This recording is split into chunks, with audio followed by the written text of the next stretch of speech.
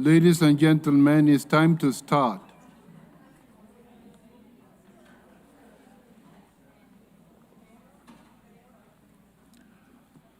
I call to order the high-level meeting to exchange views and share experiences on the recommendations included in Decision 14/1 of the Open-Ended Working Group on Aging.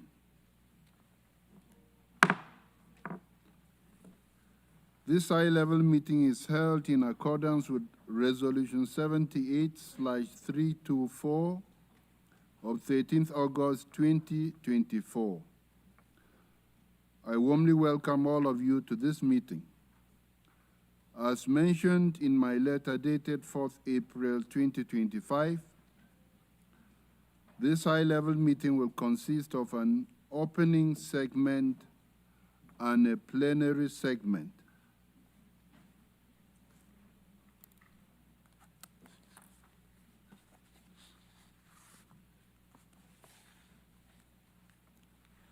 Your Excellencies, ladies and gentlemen, thank you for joining today's high-level meeting on aging. It comes as we grapple with a profound demographic shift. Over the coming decade, the number of persons aged 60 years or older is projected to grow to a staggering 1.6 billion people, close to 20% of the world population. By 2030, older persons will outnumber youth. They will comprise twice the number of children under the age of 5. This transformation will touch every country, every community. This transformation has implications for every sphere of policy making, from human rights and social development to economic planning. Demands on health care, social protection, and economic systems will surge. The international community must anticipate these changes and react accordingly. We face complex challenges in this field. Government must adopt policies that meet the diverse needs of older persons as vibrant contributors to society. With equitable access to services protecting their dignity and human rights, comprehensive reforms across healthcare, social security, and economic structures will be necessary. Fortunately, we are not without guidance. We already have some clear guidelines. The Madrid International Plan for Action on Aging offers a vital framework for our efforts. However, vast inequalities remain in access to health care, social protection, and the basic services. We must bridge these gaps, including the growing digital gap, locking older persons out from the digital society. Your Excellencies, aging is not a gender-neutral experience. Women consistently outlive men, both in developed and developing societies. A lifetime of unequal access to education, lower wages, and mostly informal work means that older women experience higher rates of poverty than men. They often receive lower pensions and enjoy less security in old age. Ensuring gender equality must last a lifetime, extending throughout the life course of women. Your Excellencies, my dear friends, the Madrid International Plan of Action on Aging, along with its political declaration, recognizes that development, social policy, and human rights are indivisible. And it calls on all of us to create environments where older people live healthy, secure life enriched by full participation in their communities. The establishment of an intergovernmental working group by the Human Rights Council to draft an international legally binding instrument on the rights of older persons is a welcome step in this direction.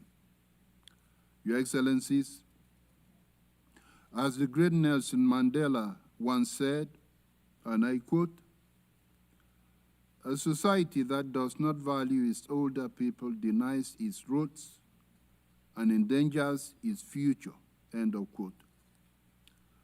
Older persons are essential partners in shaping the future of our world.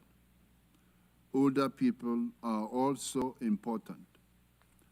Each of us, if fortunate, will grow old or older than we can imagine. And older persons' contributions must be welcomed, respected, and actively sought. The Protocol on the Rights of Older Persons to the African Charter on Human and People's Rights makes this point clearly. Its principles align with the vision set forth in the Pact for the Future and the Declaration on Future Generations. Both documents reaffirm the need to strengthen intergenerational solidarity, enhance international cooperation, and integrate demographic trends into sustainable development strategies. As we prepare for the 4th International Conference on Financing for Development in June and the World Social Summit in November, member states must act decisively. First, by embedding aging into all development frameworks.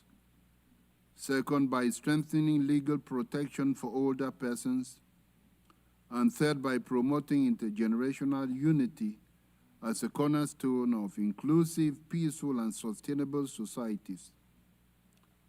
Consequently, whether young or old, let us leave no one behind. Thank you.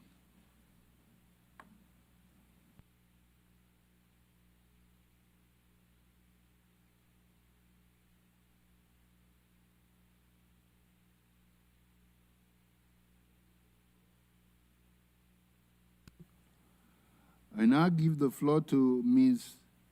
Ilse BransKE, Kehris, Assistant Secretary General for Human Rights. Thank you, Mr. President of the General Assembly, Excellencies, distinguished delegates, colleagues, friends. Last month, at the Human Rights Council in Geneva, member states unanimously adopted the resolution 58/13 to establish a working group to draft an international legally binding instrument on the human rights of older persons. This is a bold, concrete step. The resolution received wide support from more than 80 member states across all regions, even beyond the Council membership. I applaud those member states that led these efforts and welcome the active support of civil society and national human rights institutions. This is especially important when we know, as the President of the General Assembly just noted, that by 2050, those aged 65 years and older will likely represent 16% of the global population, exceeding 1.6 billion people. So now is the time to turn our commitments into action. In doing so, we must ensure that all those concerned are effectively and meaningfully engaged in this effort, especially older people whose rights are at the heart of these discussions. Civil society and national human rights institutions should continue to be key partners. Fortunately, we're not starting from zero. Over the last 14 years, the General Assembly's open-ended working group on aging has provided us with a wealth of evidence on the normative and protection gaps in national and international frameworks, gaps which undermine the dignity of older people and hamper the full protection and realization of their human rights. According to the World Health Organization, across the world, 1 in 6 people over the age of 60 experience some form of abuse annually. Yet underreporting means this distressing figure is likely higher. Widespread stereotyping, stigmatization, and marginalization, including when accessing healthcare, employment, and social services, are pervasive across all our societies. Every second person in the world is believed to hold ageist attitudes. This deprives our society of the rich and necessary contributions of older persons and the choir of voices of all ages singing together. COVID-19 has claimed the lives of 7.1 million people worldwide to date, an overwhelming majority of which were older persons aged 65 and above. Equally shocking was the devastating toll COVID-19 had on older people in care homes and institutions, with reports indicating instances of neglect or mistreatment. It also demonstrated how age-related discrimination creates and exacerbates poverty and marginalization. This unprecedented crisis led 146 member states to sign a 2020 joint statement committing to fully promote and respect the dignity and rights of older people. Across the General Assembly, ECOSOC, and Human Rights Council, we have also seen increasing support for rights-based social protection and care and support systems, which are critical elements to improve the well-being and dignity of older persons. And again, as the President of the General Assembly highlighted in the Pact for the Future and its Declaration on Future Generations, Member States committed to strengthening intergenerational solidarity.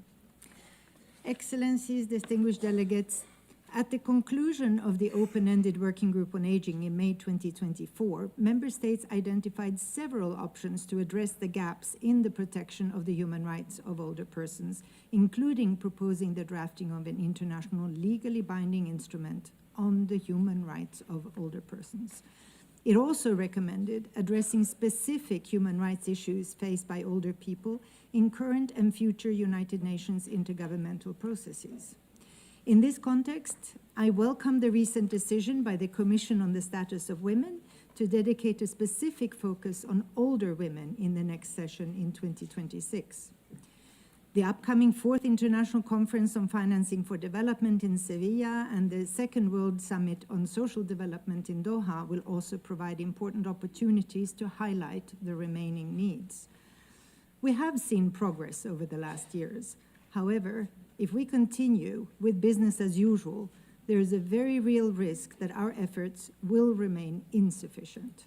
Now is the time to close the conceptual and legal gaps, develop international standards specific to older people, and ensure the older people can enjoy all their rights.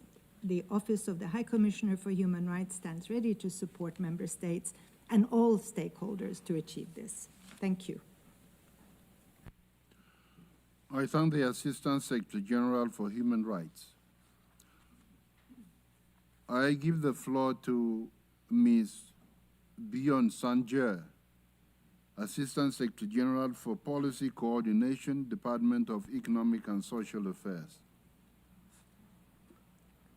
Thank you very much, President. Excellencies, ladies and gentlemen, thanks again to His Excellency Philemon, President of the 79th session of the United Nations General Assembly, for convening this timely and important high-level meeting. This meeting takes place in the context of the conclusion of the General Assembly open-ended Working Group on Aging, which was established as part of the follow-up to the Second World Assembly on Aging and grounded in the vision of the political declaration of the Assembly and the Madrid International Plan of Action on Aging. Over 14 sessions, the working group convened member states, national human rights institutions, and civil society to explore how best to advance the human rights of older persons. And I would like to echo the appreciation for the recent Human Rights Council resolution, which marks an important step forward and reflects the cumulative efforts of this process. The link between social development and human rights, as articulated by member states, is well established. The Madrid Plan of Action laid the foundation for international dialogue on aging and, over time, has helped build momentum for a stronger human rights agenda. This connection was central to both the Madrid Plan of Action and the political declaration, where member states affirmed that promoting all human rights and freedoms is essential to building inclusive societies for all ages. Much has already been said about the demographic shifts we are facing. Planning now is essential to ensure that systems, policies, and legislation meet the needs and aspirations of all generations. Guided by this vision, work on several fronts continues. So, dear friends, as the focal point on aging in the United Nations system, the primary action of the UN DESA program on aging is to facilitate and promote the Madrid Plan of Action, including through the provision of technical support for policy development and implementation, advocating means to mainstream aging issues into development agendas, engaging in dialogue with civil society and the private sector, and exchanging information. Ladies and gentlemen, earlier this year, the 63rd session of the Commission for Social Development saw member states adopt the modalities for the 5th review and appraisal of the implementation of the Madrid Plan of Action, which is now underway. The cycle provides an opportunity for member states to consider the feasibility of an update to the international plan. DESA plays a critical role in supporting member states in this exercise, including through strengthening cooperation with the regional commissions and other relevant stakeholders. In order to improve assessment of the situation of older persons, DESA continues to serve as a member of the steering group of the Titchfield Group on Aging Statistics and Age Disaggregated Data. The City Group was created at the 49th session of the UN Statistical Commission and contributes to collect age disaggregated data, statistics, and qualitative information more effectively. Distinguished delegates, the General Assembly called upon DESA, among others, to collaborate on the implementation of the United Nations Decade of Healthy Aging from 2021 to 2030, using existing coordination mechanisms such as the UN Interagency Group on Aging. The decade advances measures against ageism and strengthens the protection of older persons' human rights. And now, as preparations advance for the World Social Summit under the title the Second World Summit for Social Development, discussions on aging are expected to gain further prominence. So, ladies and gentlemen, these deliberations provide an opportunity to build on the key outcomes of the Second World Assembly on Aging and the comprehensive roadmap they provide for member states and the international community. DESA stands ready to continue to support member states. I thank you. I thank the Assistant Secretary General for Policy Coordination. I give the floor to Ms. Claudia Mahler, independent expert on the enjoyment of all human rights by older persons. Thank you so much, dear President of the General Assembly, Excellencies, colleagues, and friends. I'm honored to be part of today's panel discussion, which is one of the outcomes of the open-ended working group on aging. We had intensive discussions once a year for 14 years here in the premises in New York, in the open-ended working group on aging. And it was really my pleasure to support the working group with thematic inputs, lessons learned from country sessions and visits, as well as through research and insights from my thematic reports. We can resume that the open-ended working group has concluded its work with a huge outcome on agreed language and in-depth analysis of all the topics on the list, which are a basis now for the next steps. Many members of the working group agreed during the long journey on a variety of gaps, as it was mentioned already before, and the lack of a comprehensive protection. The mandate's voice was always very clear during the discussions that from our point of view, the best protection would be a dedicated convention on the rights of older persons, which addresses the human rights with a specific perspective to make them fit for purpose, to support older persons in their full diversity, in their lived realities. I was delighted that my thematic reports were the basis for 2 substantive resolutions in the Human Rights Council, one on ageism and age discrimination, and the other one on violence against older persons. Ageism and age discrimination are still notions which are missing in the current human rights framework.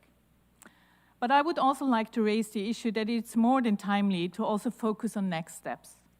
For example, the better inclusion of older persons in outcome documents. One of the next opportunities will be the social summit. From my perspective, the Pact of the Future could have been stronger in regard of the inclusion of older persons. I also feel that the youth of today, which are the older persons of tomorrow, should not fear that they are not visible when they get older. I can assure you that the mandate stands ready to support the discussions on CSW on older women next March, as well as on the social summit in November. A topic which will be discussed next October, when I will present my next report in the 3rd committee, will be older persons in armed conflict. Another issue where we see that older persons are left behind and not as visible and included as they should be. Previous speakers already mentioned the new developments in Geneva. It is a milestone, and the mandate is eager to support the discussion and development of a legally binding instrument, which will be developed by the open-ended intergovernmental working group in the Human Rights Council. We can all be very proud that the 14 years and long discussions gives us a solid basis for the next steps to formulate the human rights with a specific lens for people in later lives. It was really a milestone to see the resolution was adopted unanimously. I would like to thank all the stakeholders here and in Geneva, member states, national human rights institutions, civil society organizations, and older persons themselves, as well as UN agencies, on their tireless cooperation, which makes this a worldwide success. Thank you so much for including the mandate in this very timely discussion. I thank Ms. Mahler. I give the floor to Ms. Rigbe Gebrehawaria, Commissioner for Women, Children, Older Persons, and Disability Rights of the Ethiopian Human Rights Commission. Thank you, Excellencies, distinguished delegates, esteemed colleagues. It's an honor to join this high-level meeting addressing the urgent need to strengthen the human rights protection of older persons. Today, I speak as an expert member of the Working Group on the Rights of Older Persons and Persons with Disabilities in Africa, and on behalf of the Ethiopian Human Rights Commission and the Global Alliance of National Human Rights Institutions, GANRI. GANRI unites 118 national human rights institutions from every region of the world. We commend the President of the General Assembly for convening this meeting and recognize the open-ended Working Group on Aging for its invaluable contributions over the years. Despite their growing numbers, as already mentioned, older persons remain marginalized, discriminated, and vulnerable, and at times abused. Their contributions to society are immense, yet they continue to face systemic barriers to equal rights, services, and protections. As national human rights institutions, we witness directly the barriers older persons face in exercising their rights. NHRIs globally monitor and report on rights situations, handle complaints, advocate for legal and institutional reforms, advise governments, inspect care facilities, and raise public awareness. Through direct dialogue with older persons, we ensure their experiences inform and shape laws, policies, and practices at national level. Since 2019, the Ethiopian Human Rights Commission has implemented significant reforms, including the establishment of a specialized department for older persons and persons with disabilities rights. We use a twin-track approach, advancing targeted initiatives while ensuring inclusivity across our broader work. Through research, advocacy, legal review, education, and investigations, we strive to ensure that older persons are seen, heard, and protected. We have published annual reports on human rights situation, including 2 dedicated reports focusing on older persons and persons with disabilities. At regional and international levels, we have actively advocated for the ratification and implementation of the African Protocol on the Rights of Older Persons. We have submitted reports to various UN mechanisms, including the independent expert on the enjoyment of all human rights by older persons, while consistently supporting calls for the establishment of a dedicated global instrument. GANRI plays a crucial role by bringing together NHRIs and amplifying their collective voice and documenting trends, good practices, and protection gaps to inform global action. Our coordination ensures NHRIs speak collectively at the UN, providing grounded recommendations that support older persons. Guaranteeing meaningful participation of GANRI and NHRIs is essential to ensure global efforts benefits directly from NHRIs' expertise and experience. NHRIs worldwide clearly see the gap created by the absence of a binding international instrument on older persons' rights, which leads to fragmented protections and increased vulnerability. We also strongly welcome Resolution 58/13 of the Human Rights Council, a landmark step towards addressing the gaps. This development, in alignment with Decision 14/1, represents a long overdue process in securing the rights and dignity of older persons worldwide.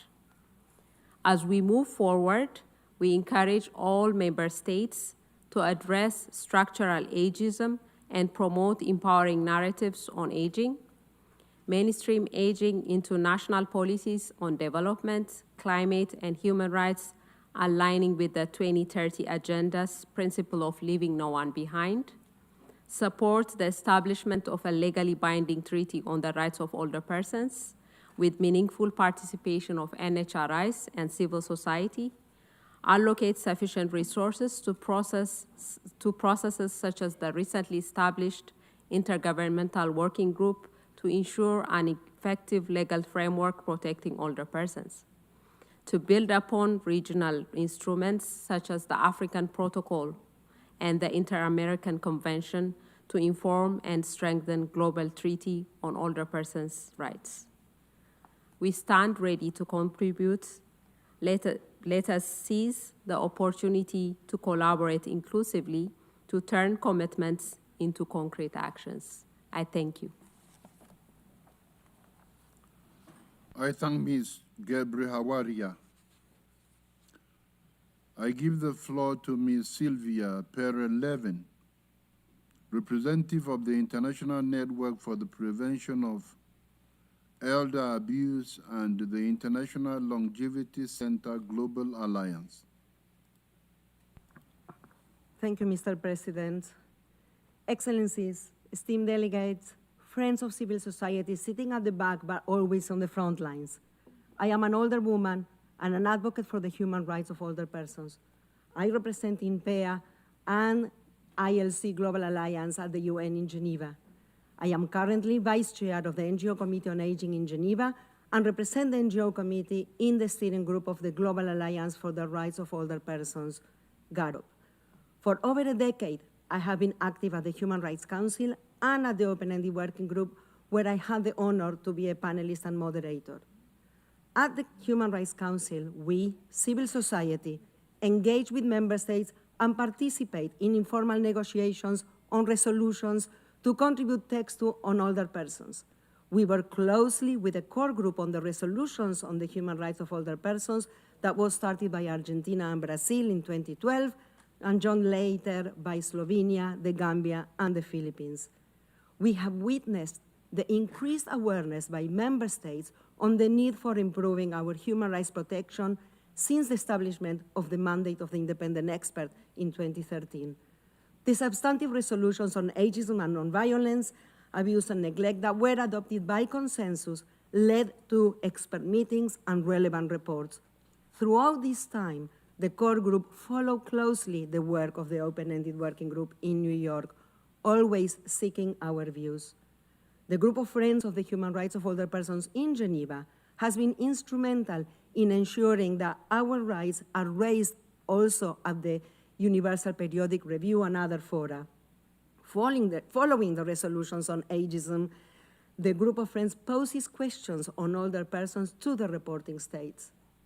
The NGO Committee on Aging in Geneva works with global and local NGOs, GAROP, our sister committees in New York and Vienna, NHRIs, member states, the Office of the Independent Expert, the Office of the High Commissioner for Human Rights, and UN programs and agencies, promoting the human rights-based approach to aging and the inclusion of older persons in the UN agendas. Governments have a duty to respect, protect, and fulfill human rights for all, including in older age. Ample evidence has been gathered both in New York and in Geneva to assert that the UN Convention is the most effective way to ensure the recognition and the realization of all human rights by all older persons. A convention on the rights of older persons is so much more than filling gaps. Already the work towards it is transforming the narrative from a limited, often ageist conception that views us only as dependent recipients of care and charity to a rights-based approach that recognizes our agency as partners and citizens with equal rights. Indeed, we have the right to care and support, long-term care, palliative care, social services, reasonable accommodation. We have the right to good services, not charity. We all have the right to access to healthcare, assistive technology, dignified income, to live free from violence, abuse, and neglect, and so much more. And we also have the right to participate and engage in social, economic, cultural, political, and civil life. Enshrining our rights in law and practice can only benefit us all at all ages. The recent adoption by consensus by resolution HRC 58/13 that was mentioned here before me to elaborate a legally binding instrument is indeed a milestone and has already been said. We know that an important factor for the successful adoption by consensus has been the power of working together, including our active and meaningful participation. The Human Rights Council is the natural place to discuss our rights in depth and develop an instrument. Throughout the 14 sessions of the open-ended working group, civil society got stronger under the convening umbrella of GAROP. GAROP brings together grassroots, national, and global NGOs representing older persons around the world. Our coordinated advocacy, coupled with a determined core group of member states, NHRIs, and OHCHR, reached this historic milestone.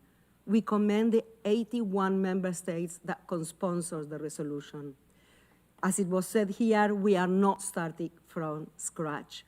We build on the evidence and experience gathered over 14 years, both in New York and Geneva, but it is an exciting beginning of a new phase. We know it will not be easy to agree on a strong text, but we will be there every step of the way towards the convention and beyond. As I said one statement here at the open-ended working group, we, older persons, are here, there, everywhere, and that is how it should be, visible to all and confident that we have a say in our present and future. I thank you. I thank Ms. Perlev. We have heard the last speaker for the opening segment. There is supposed to be a podium change. Okay. We will now begin the plenary segment. Thank you, thank you. Thank you. Thank you very much.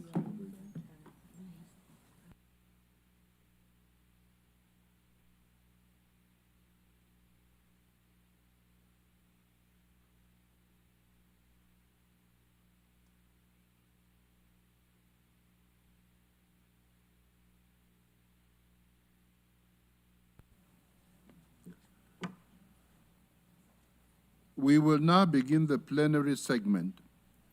In order to allow maximum participation by all in the limited time available, the time limit will be 3 minutes for national statements and 5 minutes for statements made on behalf of a group of states. Should we not have time to hear all statements, written statements may be emailed to e-statements@un.org to be posted under e-statements of the United Nations Journal. I thank you for your cooperation. I now give the floor to the distinguished representative of Saudi Arabia, who will speak on behalf of the group of Friends on Aging and Sustainable Development. Thank you, Mr. President. I have the honor to deliver this statement on behalf of the group of Friends on Aging and Sustainable Development, comprising the delegations of Albania, Azerbaijan, Bahrain, Canada, Egypt, Italy, Japan, Kuwait, Oman, Qatar, United Arab Emirates, Uzbekistan, and my country, Saudi Arabia. We thank you for convening this high-level meeting to review recommendations from Decision 14/1 of the open-ended working group on aging and to consider next steps on the rights of older persons. As of 2023, one in 7 people globally was over 60. By 2023, this number is expected to grow to 1.4 billion, and by 2050 to 2.1 billion, or 1 in 4 people, with the most rapid growth in developing countries. This dramatic increase in lifespan is a testament to global cooperation through the United Nations, enabling unprecedented social and economic progress. As global population growth shows and shifts towards older age brackets, all societies will experience the impacts of demographic aging. This demands increased multilateral cooperation and proactive policy making. Mr. President, our group of friends was launched in October 2024 during the commemoration of the UN International Day for Older Persons. Though representing diverse regional and demographic realities, our shared goal is to alleviate demographic aging on the global agenda and to promote meaningful, evidence-based policies that support current and future generations. Today's youth are tomorrow's older persons, and life course approach must guide smart, inclusive policies. The future of SDGs depends on it, because nearly a quarter of the 169 SDGs targets, 46 population-based indicators, are directly related to older persons' empowerment, participation, and well-being. To this end, our group seeks to provide a platform for member states to advocate for inclusive development policies and promote the dignity, active participation, and inclusion of older persons at global, regional, and national levels. We support the full implementation of the Madrid International Plan of Action on Aging and the Madrid Political Declaration, focusing on older persons and development, health, and well-being into old age, supportive and enabling environments. We stress the need of complementary, holistic approaches linking human rights and sustainable development.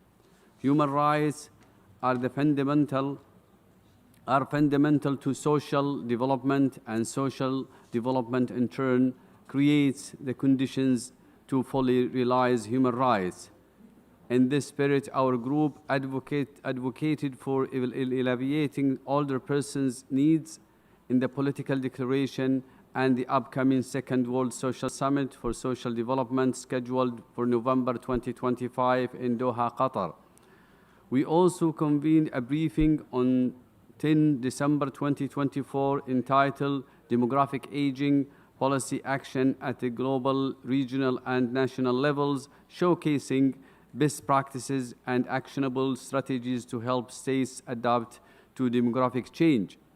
Through such initiatives, we aim to stimulate UN-wider prioritization of this pressing issue. Our group also urged member states to utilize the upcoming World Summit for Social Development and its political declaration to advance key priorities for older persons, including means to strengthen regional and international cooperation, especially in areas like disaggregated data collection, knowledge sharing, and technical partnership. In conclusion, Mr. President, we thank you once again for convening this meeting. We invite all member states to join our group of friends, which serves as a space for sharing best practices and fostering mutual learning. We remain committed to championing holistic, forward-looking policies that advance the rights, dignity, and well-being of older persons worldwide. Thank you.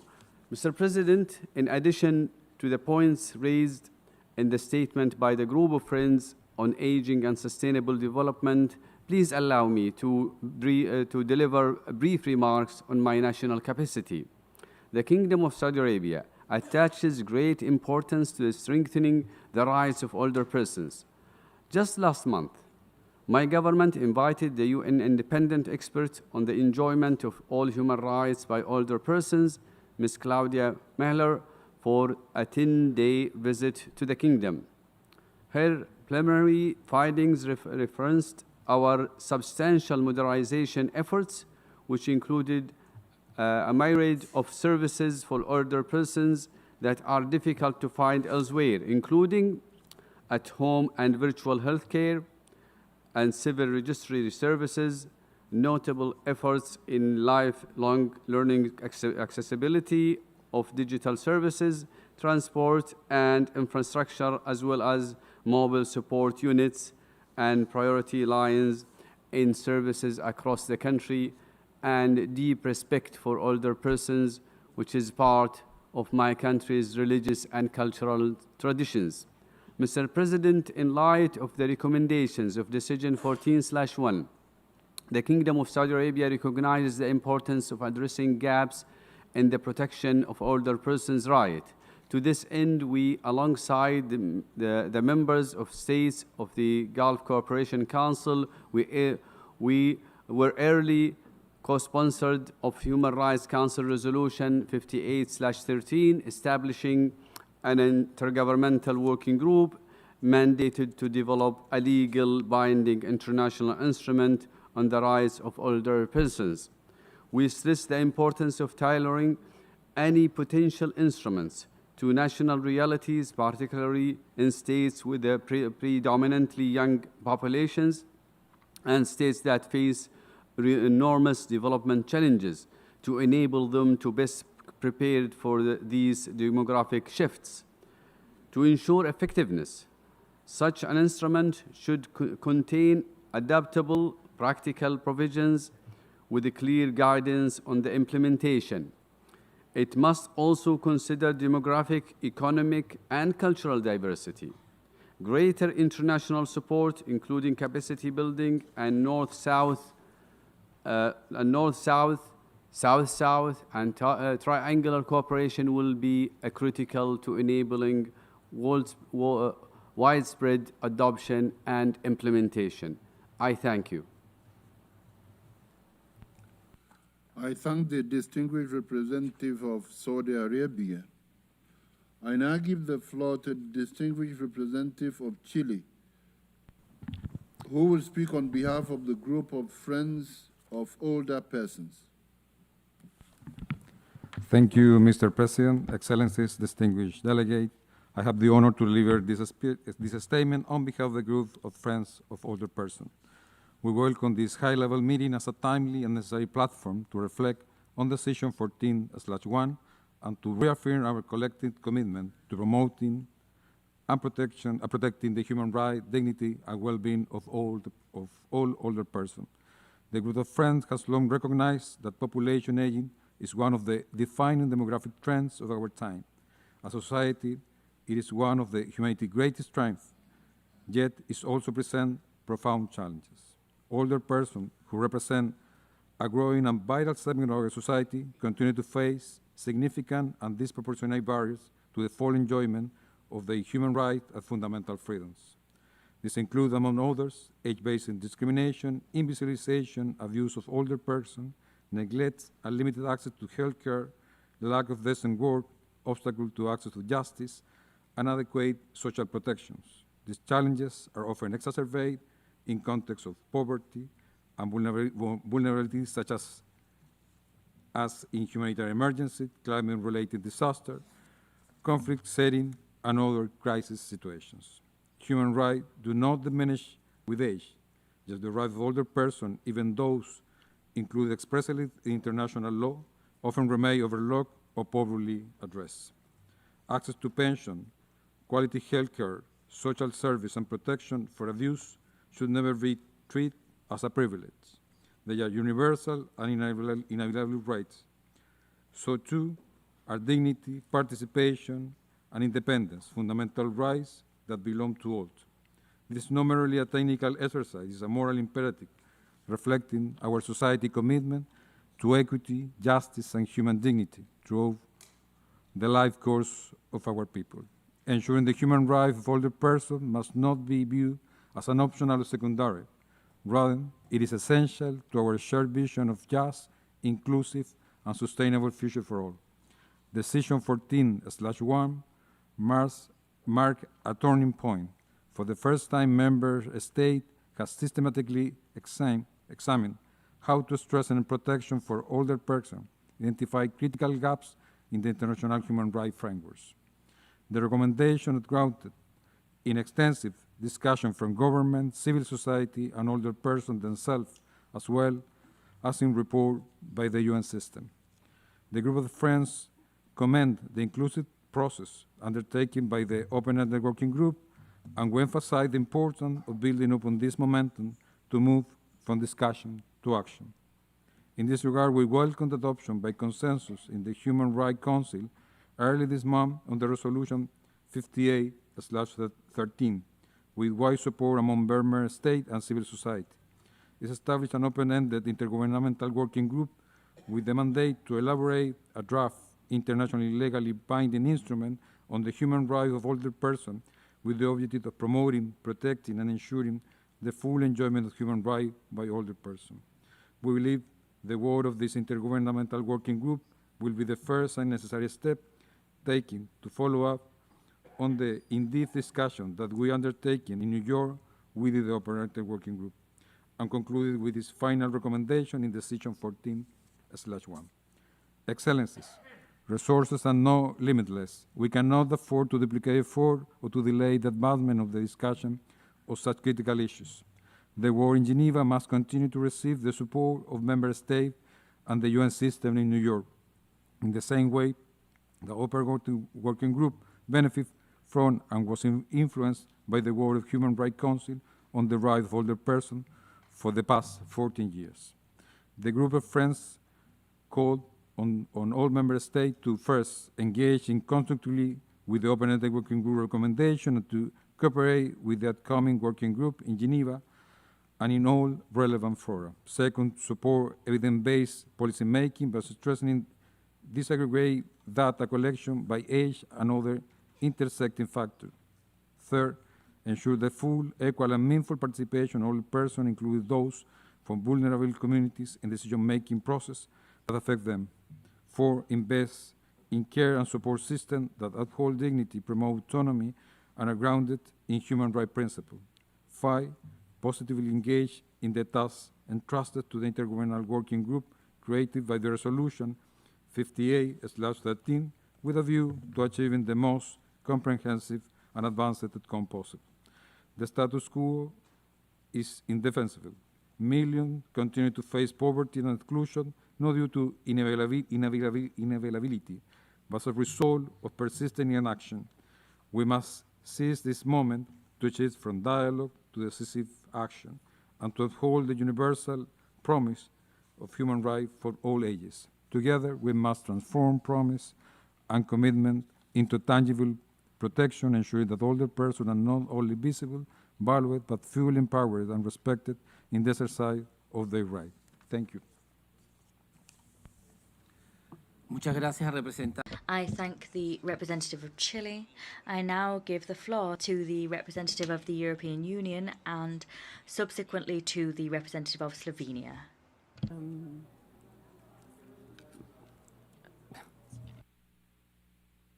Thank you, Chair. I have the honor to speak on behalf of the European Union and its member states. The candidate countries North Macedonia, Montenegro, Serbia, Ukraine, the Republic of Moldova, Bosnia and Herzegovina, and Georgia, as well as Armenia, Andorra, and San Marino aligns themselves with this statement. We thank the President of the General Assembly for convening this meeting, and we appreciate the opportunity to discuss how to better promote and protect the human rights of older persons. We express our appreciation for the work of the open-ended working group and its decision 14/1, co-facilitated by Portugal and Brazil, containing recommendations on gaps in the protection of the human rights of older persons. As the global population ages, a growing number of older persons face barriers to the full enjoyment of their human rights, including cases of age discrimination, limited access to health care, social security, and social exclusion. We remain dedicated to the promotion and protection of human rights of older persons, and we welcome the growing support that could be gathered at the Human Rights Council in Geneva in this regard. The EU acknowledges that the recent adoption by the UN Human Rights Council of Resolution 58/13, which created a working group for the elaboration of a legally binding instrument on the promotion and protection of the human rights of older persons, bringing forward one of the recommendations contained in Decision 14/1. We underscore that combating ageism, age discrimination, and violation of older persons' rights is a challenge that requires cross-sectional collaboration anchored in international human rights standards and aligned with the goals of the 2030 Agenda for Sustainable Development. The EU promotes policies to enhance lifelong learning, digital inclusion, and age-friendly environments, and through our European care strategy, advocate for accessible long-term care and improved working conditions for carers. These are crucial to foster active aging and social equity, providing actionable frameworks for global adoption. Addressing such change on a global scale is essential. And to this end, the EU is committed to partnering with UN agencies, such as WHO, as well as civil society, to share best practices and advance global aging frameworks. Intergenerational dialogue and meaningful participation of representatives of older persons is important to ensure that all voices are heard and no one is left behind. By fostering intergenerational understanding and mutual respect, we can break down harmful stereotypes, strengthen social cohesion, and ensure that aging is embraced as a collective experience, not an individual burden. For this reason, an EU strategy on intergenerational fairness is being prepared to map out how we can strengthen communication between generations and ensure that interests of present and future generations are respected throughout our policy and lawmaking. The EU remains firmly committed to empowering older persons, promoting their well-being, and encouraging their full participation in society, and looks forward to engage constructively in the intergovernmental process. In light of the growing evidence that scientific innovation in the field of aging can prevent multiple chronic disease, extend healthy lifespans, and reduce global healthcare pressures, we call for increased investment and international cooperation in research and integrated care to maintain functional ability, reduce the burden of age-related disease, and shift from reactive treatment to health span promotion, thereby mitigating the societal and economic impacts of aging in line with the objectives of the SDG and the UN Decade of Healthy Aging. As population age across the globe, we must ensure that our societies are inclusive, respectful, and empowering for people of all ages. Protecting the human rights of older persons is a crucial step towards a just, equitable, and sustainable future. The voices of older persons must be heard, their contribution recognized, and their rights fully realized. So let us work together across sectors, generations, and communities to create an inclusive world where aging is not a disadvantage, but a valued part of the human journey. Thank you. Muchísimas gracias a la representante de la... I thank the representative of the European Union. I now give the floor to the representative of Slovenia, and subsequently Philippines will take the floor. Thank you, Mr. President. I have the honor to deliver this statement on behalf of Argentina, Brazil, the Gambia, Philippines, and my own country, Slovenia. We welcome today's high-level meeting to exchange views and share experiences on the recommendations included in Decision 14/1 of the Open-Ended Working Group on Aging, pursuant to the General Assembly Resolution 78/324. We thank the panelists for their valuable presentations. Mr. President, the fact is that the world's population is aging and the share of older persons in our societies is growing every year. By 2050, the number of people over 65 will double, reaching 1.6 billion. These demographic shifts require our immediate action. Despite a globally aging population, older persons remain one of the most overlooked groups in the global human rights framework. They often experience multiple forms of discrimination, inequality, and are disproportionately affected by violence, abuse, neglect, isolation, and poverty. We are committed to strengthening the promotion and protection of all human rights of older persons, including older women, on an equal basis with others, and to promote meaningful participation and inclusion of older persons into all aspects of society. Last year, the Open-Ended Working Group on Aging adopted a historic decision 14/1 on the recommendations regarding the identification of possible gaps in the protection of the human rights of older persons and recommending states to inter alia elaborate an international legally binding instrument. The decision further proposes to address the human rights of older persons in relevant multilateral fora, including in the Human Rights Council. Just a month ago, the Human Rights Council adopted with consensus and a broad cross-regional support the Resolution 58/13, establishing an open-ended intergovernmental working group with the mandate of elaborating and submitting to the Human Rights Council a draft international legally binding instrument on the human rights of older persons with the objective of promoting, protecting, and ensuring the full enjoyment of human rights by older persons. More than 80 states co-sponsored the resolution. The resolution submitted by the core group on the human rights of older persons, composed by Argentina, Brazil, the Gambia, Philippines, and Slovenia, provides a platform for inclusive and transparent intergovernmental discussions with a meaningful participation of all relevant stakeholders. All states, UN agencies, national human rights institutions, civil society, especially older persons and their representatives, will have the opportunity to actively contribute to the work of the open-ended intergovernmental working group. Involvement of all relevant stakeholders is crucial to achieving a diverse, representative, and impactful outcome. Mr. President, we believe that the creation of a dedicated international legally binding instrument on the human rights of older persons will be a transformative opportunity to address the gaps in our current systems, to combat all forms of systemic discrimination against older persons and age discrimination, and to ensure that older persons can live with dignity and rights. Thank you. Many thanks to the representative of Slovenia. I now give the floor to the representative of Philippines, to be followed by Egypt. Thank you, Mr. President. We align ourselves with the statement delivered by Chile on behalf of the Group of Friends of Older Persons and the statement delivered by Slovenia on behalf of a group of member states. 5 years from now, in 2030, the Philippines demographic would already be considered an aging population. By 2055, Filipinos aged 60 and over will comprise 19.6% of the mid-year population, a very significant increase from just 8.5% in 2020. It is with this reality that the Philippines reaffirms its long-standing commitment to advocating for a multilateral, legally binding instrument on the rights of older persons, underscoring the need for international standards that guarantee the protection of their rights, including in times of crisis.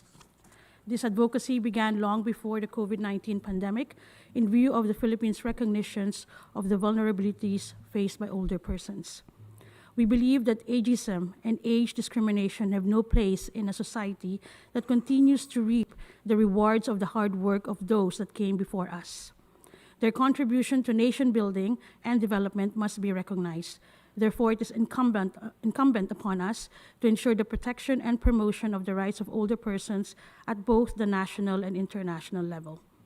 Mr. President, the Philippines actively champions the rights of older persons across various UN platforms, particularly through its participation and leadership in the open-ended working group on aging. The Philippines was a member of the core group that advanced discussions leading to the adoption of the OEGA Decision 14/1, which concluded the group's work. The Philippines is likewise part of the core group that submitted the Human Rights of Older Persons resolution at the Human Rights Council in Geneva, reflecting its commitment to advance the rights and protect the interests of older persons and its conclusion in key international frameworks and UN resolutions. In the Philippines, the Commission on Human Rights and the National Commission on Senior Citizens lead the country's program for its older population that ensures a stable and supporting environment that advances their well-being. To concretize this, the Philippines Senior Citizens Act and its subsequent amendments were enacted, reflecting the country's deep commitment to the welfare of older persons. It established the Office for Senior Citizens Affairs to address their specific needs and mandates a 20% discount on essential services, including restaurants, transportation, lodging, recreation centers, medicines, and public utilities. Mr. President, the young ones of today will be the young ones of tomorrow, ONCE, once young. Today presents the perfect opportunity to crystallize and concretize our commitment to promote, protect, and ensure the recognition and the realization of all human rights of older persons through an internationally legally binding instrument. We call on all member states to work towards this goal in mind. Thank you. Muchas gracias. I thank the representative of Philippines. I now give the floor to the representative of Egypt, to be followed by the representative of Morocco. Thank you, Mr. President. Mr. President, population aging is a phenomenon requiring a whole-of-government approach, social development approach, encompassing the promotion and protection of the human rights of the elderly to ensure their enjoyment of a life in dignity, access to social protection, and their continued contribution to society, social integration, and intergenerational solidarity within the family and in public life, towards overall social development. Mr. President, all human beings are born free and equal in dignity and rights, and all human rights are universal, indivisible, and interrelated, while states have the obligation to promote and protect those rights for all individuals, including older persons. This is already established in the international legally binding framework of human rights. Accordingly, and based on its obligations under international human rights law, Egypt's constitution guarantees the rights of older persons, and this was translated in Egypt's national human rights strategy and the national law on the rights of the elderly, which passed in April 2024. This stipulates measures for social protection and care, including solidarity pension, social safety networks, access to public services, and including also continuing education through a life course approach. The law guarantees the equal provision of all basic rights and freedoms, securing a dignified life for older persons and ensuring their participation in public affairs, in policy making, and in the design of programs affecting them, while the involvement of civil society is considered key to the effective implementation of related policies and programs. Mr. President, the Madrid International Plan of Action on Aging remains the guiding blueprint to address population aging, including through the protection of the human rights of older persons from a social development approach.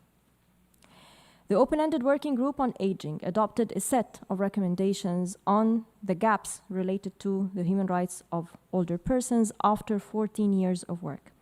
But the results have not been conclusive, and the recommendations have not been fully considered by the General Assembly.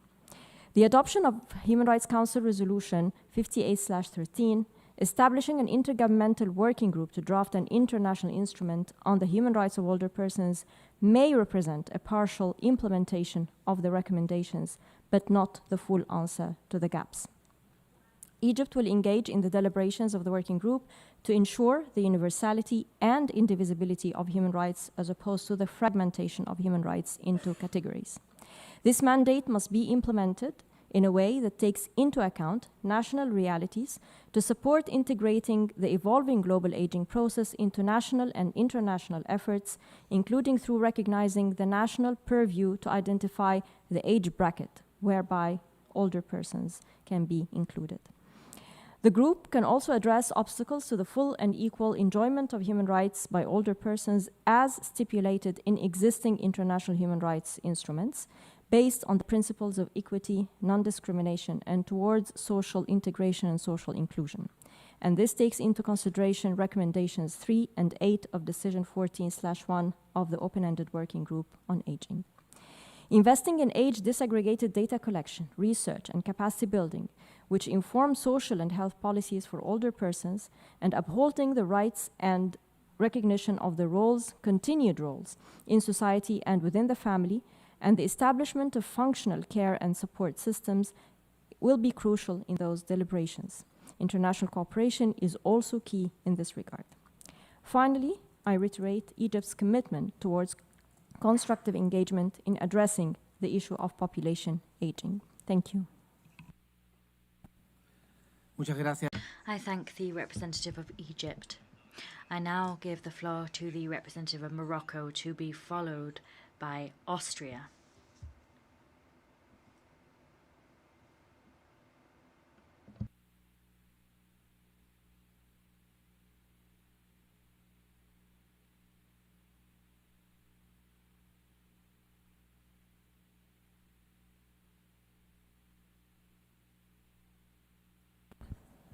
Thank you, Mr. Chair.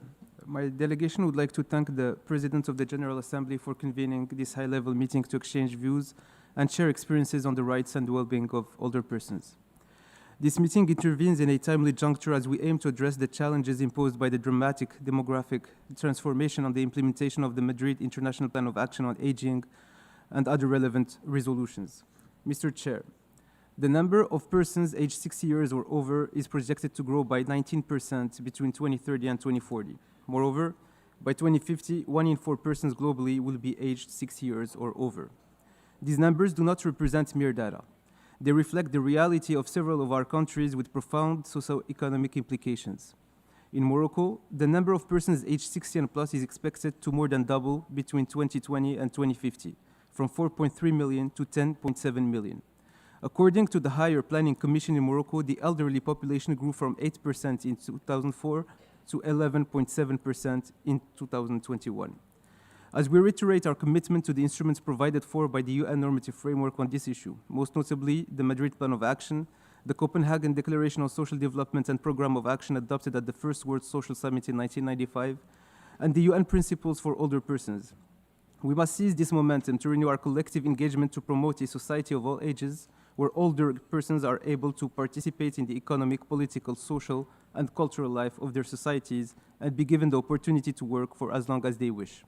Mr. Chair, congruent with the 3 key areas of the Madrid Plan of Action, the Ministry of Solidarity, Social Integration, and Family of the Kingdom of Morocco developed a national strategy from 2021 to 2030 to address an older person's right to social protection and sets a strategic objective for the government to establish a comprehensive and fair social protection coverage so older persons can lead an independent and dignified life on an equal basis with others. The 4 strategic objectives of the national strategy focuses on poverty reduction and securing a continuous income for older persons, strengthening social assistance, provision of a minimum income for all older persons, and enabling older persons to remain in employment after retirement. Mr. Chair, as stated in the Madrid Plan of Action, the remarkable demographic transition underway will result in the old and young representing an equal share of the world's population by mid-century. This reality must enable us to direct our attention furthermore to the principle of intergenerational solidarity. As we strive to leave a better world for the coming generations, we must also bear in mind that intergenerational solidarity is not a one-way perspective. It is rather mutual support between different generations. Mr. Chairperson, to this end, and in accordance with the national and local context, we must cultivate opportunities to go beyond the one life course approach model, education, work, and retirement, by notably establishing adequate policies for lifelong learning and reskilling. I thank you. I thank the representative of Morocco. I now give the floor to the representative of Austria, to be followed by Canada. Thank you, Mr. President. Excellencies, distinguished delegates. Austria aligns itself with the statement delivered by the European Union and would like to add a few remarks from its national perspective. We highly appreciate today's high-level meeting as an important step in shaping the future framework for the promotion and protection of the human rights of older persons. We commend the invaluable work carried out by the open-ended Working Group on Aging over its 14 sessions and the adoption of Decision 14/1. In this context, Austria fully supports the recent decision by the Human Rights Council to establish an open-ended intergovernmental working group with the mandate to elaborate a draft international legally binding instrument on the human rights of older persons. We express our sincere gratitude and respect to the core group, Argentina, Brazil, the Gambia, the Philippines, and Slovenia, for their leadership. The format proposed for Geneva enables inclusive, substantial work, firmly rooted in the human rights system, in close cooperation with civil society and national human rights institutions. This gives older persons themselves a voice in the process. We are committed to seeing it succeed. At the same time, New York remains the political engine where strategic direction and momentum must be maintained. We see both tracks as complementary and essential. In supporting these efforts, we emphasize the importance of building on the strong foundation laid by the independent expert Ms. Claudia Mahler. Her thematic work has shed critical light on key human rights challenges faced by older persons, including violence, abuse and neglect, the right to adequate housing, the disproportionate impact of climate change, and, most recently, on legal capacity and informed consent. It is vital that the achievements under her mandate are preserved, expanded, and fully integrated into the work of the new intergovernmental process. Austria also highlights the global efforts underway, such as the UN Decade of Healthy Aging, which underlines the importance of building sustainable health and care systems that promote the dignity and autonomy of older persons. Austria remains strongly committed to promoting a future in which aging is seen not as a challenge, but as an opportunity for societies to grow in inclusiveness, fairness, and human dignity.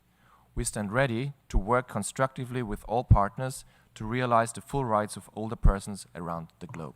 I thank you, Mr. President. I thank the representative of Austria. I now give the floor to the representative of Canada, to be followed by Poland. Thank you, Mr. President. I couldn't help noting today, and I want to congratulate our colleague from the Holy See on the election of Pope Leo XIV, that there's some commentary that at the age of 69, the Pope might be too young to do his job. I personally took great comfort in that thought. Monsieur le Président, le Canada. Mr. President, Canada is delighted to participate in this high-level meeting to define the next steps in terms of rights and well-being of older persons. We continue to support and implement initiatives that advance the rights of older persons. These include the International Madrid Action Plan on Aging. That is an essential pillar of our work, our collective work that is on the promotion of the rights of older persons. However, we have work still to do.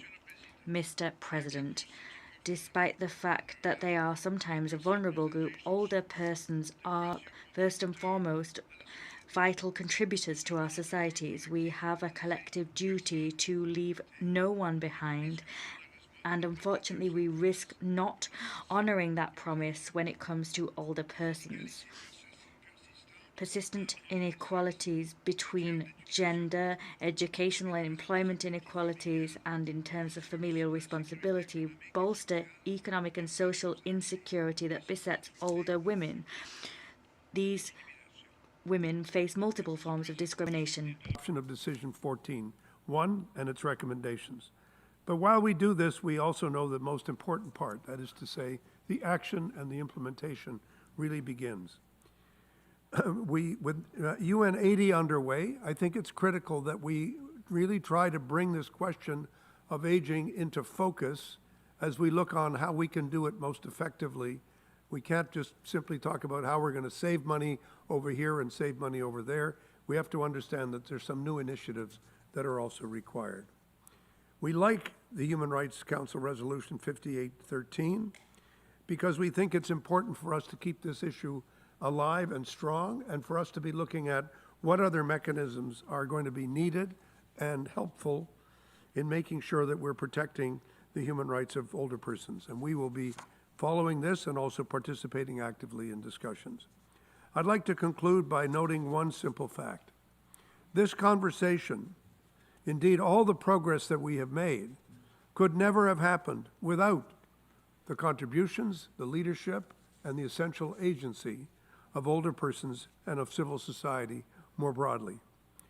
We remain very grateful for this advocacy. We must ensure that it remains at the decision-making table by continuing to include all these groups, including representatives of older people themselves, in all of our activities in discussing what are the next key steps forward. Aging is not lost youth. It is a new stage of opportunity and strength. And it is with this spirit that we must work to ensure that all older persons, no matter where they are, who they are, how they are living, where they are living, can be seen as valued members of society and people to whom an enormous debt is still owed. Thank you, Mr. President. Muchas gracias, I thank the representative of Canada. I now give the floor to the representative of Poland, to be followed by the Russian Federation. Mr. President, it's my great pleasure to address this high-level meeting on human rights of older persons, aligning ourselves with the statement delivered by the European Union. This meeting allows us to exchange views on the recommendations on the recommendations of the open-ended working group on aging, and consider next steps to ensure their rights and well-being of older persons. The working group, after 14 years of discussions, adopted by consensus Decision 14/1. It's not 14 by the number of years of the discussion, but the number 14/1 in May 2024. For the first time, the international community jointly identified significant gaps in the protection of older persons' rights, including inequality, protection from abuse, autonomy, healthcare and social protection, access to justice, economic security, and participation in public life. To address these gaps, the group proposed 11 options, with the first being a newly legally binding international instrument to protect the human rights of older persons. Poland is proud to have co-sponsored the Human Rights Council's resolution on human rights of older persons, adopted the 3rd of April earlier this year in Geneva. We consider this resolution as a crucial step toward a human rights-based approach to aging worldwide. We are convinced that the UN Human Rights Council is the best place to lead the drafting of the new convention due to its mandate and expertise. So the successful transition of this topic from the UN in New York to UN in Geneva should be further supported by sufficient means to conduct this process in a smooth and efficient manner. Poland will follow closely this debate and support participation of all relevant stakeholders, older persons included, and in looking forward to the further developments with the hope that they will contribute to building age-friendly societies and the implementation of human rights-based approach towards aging and older persons. And I thank you. Many thanks indeed to the representative of Poland. I now give the floor to the representative of the Russian Federation, to be followed by Kyrgyzstan. Thank you, Mr. President, for convening today's meeting to exchange opinions on the recommendations contained in Decision 14/1 of the Open-Ended Working Group on Aging. Russia takes a serious view of ensuring the well-being of older persons. Our country carries out a number of federal and regional programs, and Moscow's experience in this area is advanced.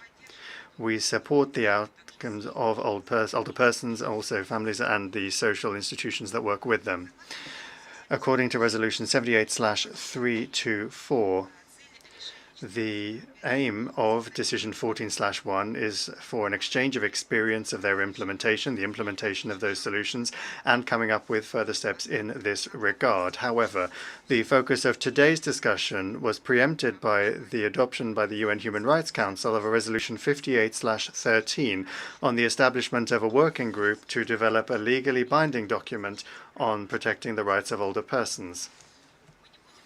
We won't go into detail of how, in launching the process of developing a legally binding document before the convening of today's meeting and without taking into account Decision 14/1, the Council exceeded its mandate as a subsidiary body of the UN General Assembly. And this is not the first time it has done so.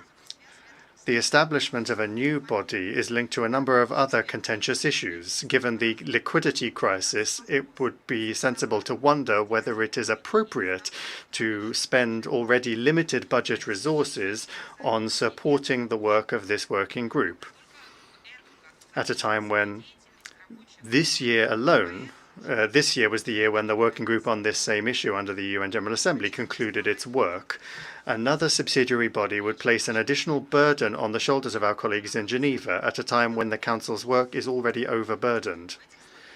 In these circumstances, the General Assembly faces the task of getting the Council's work back in line with the agreement that was reached by us at the 78th session and which is enshrined in the Consensus Decision 14/1.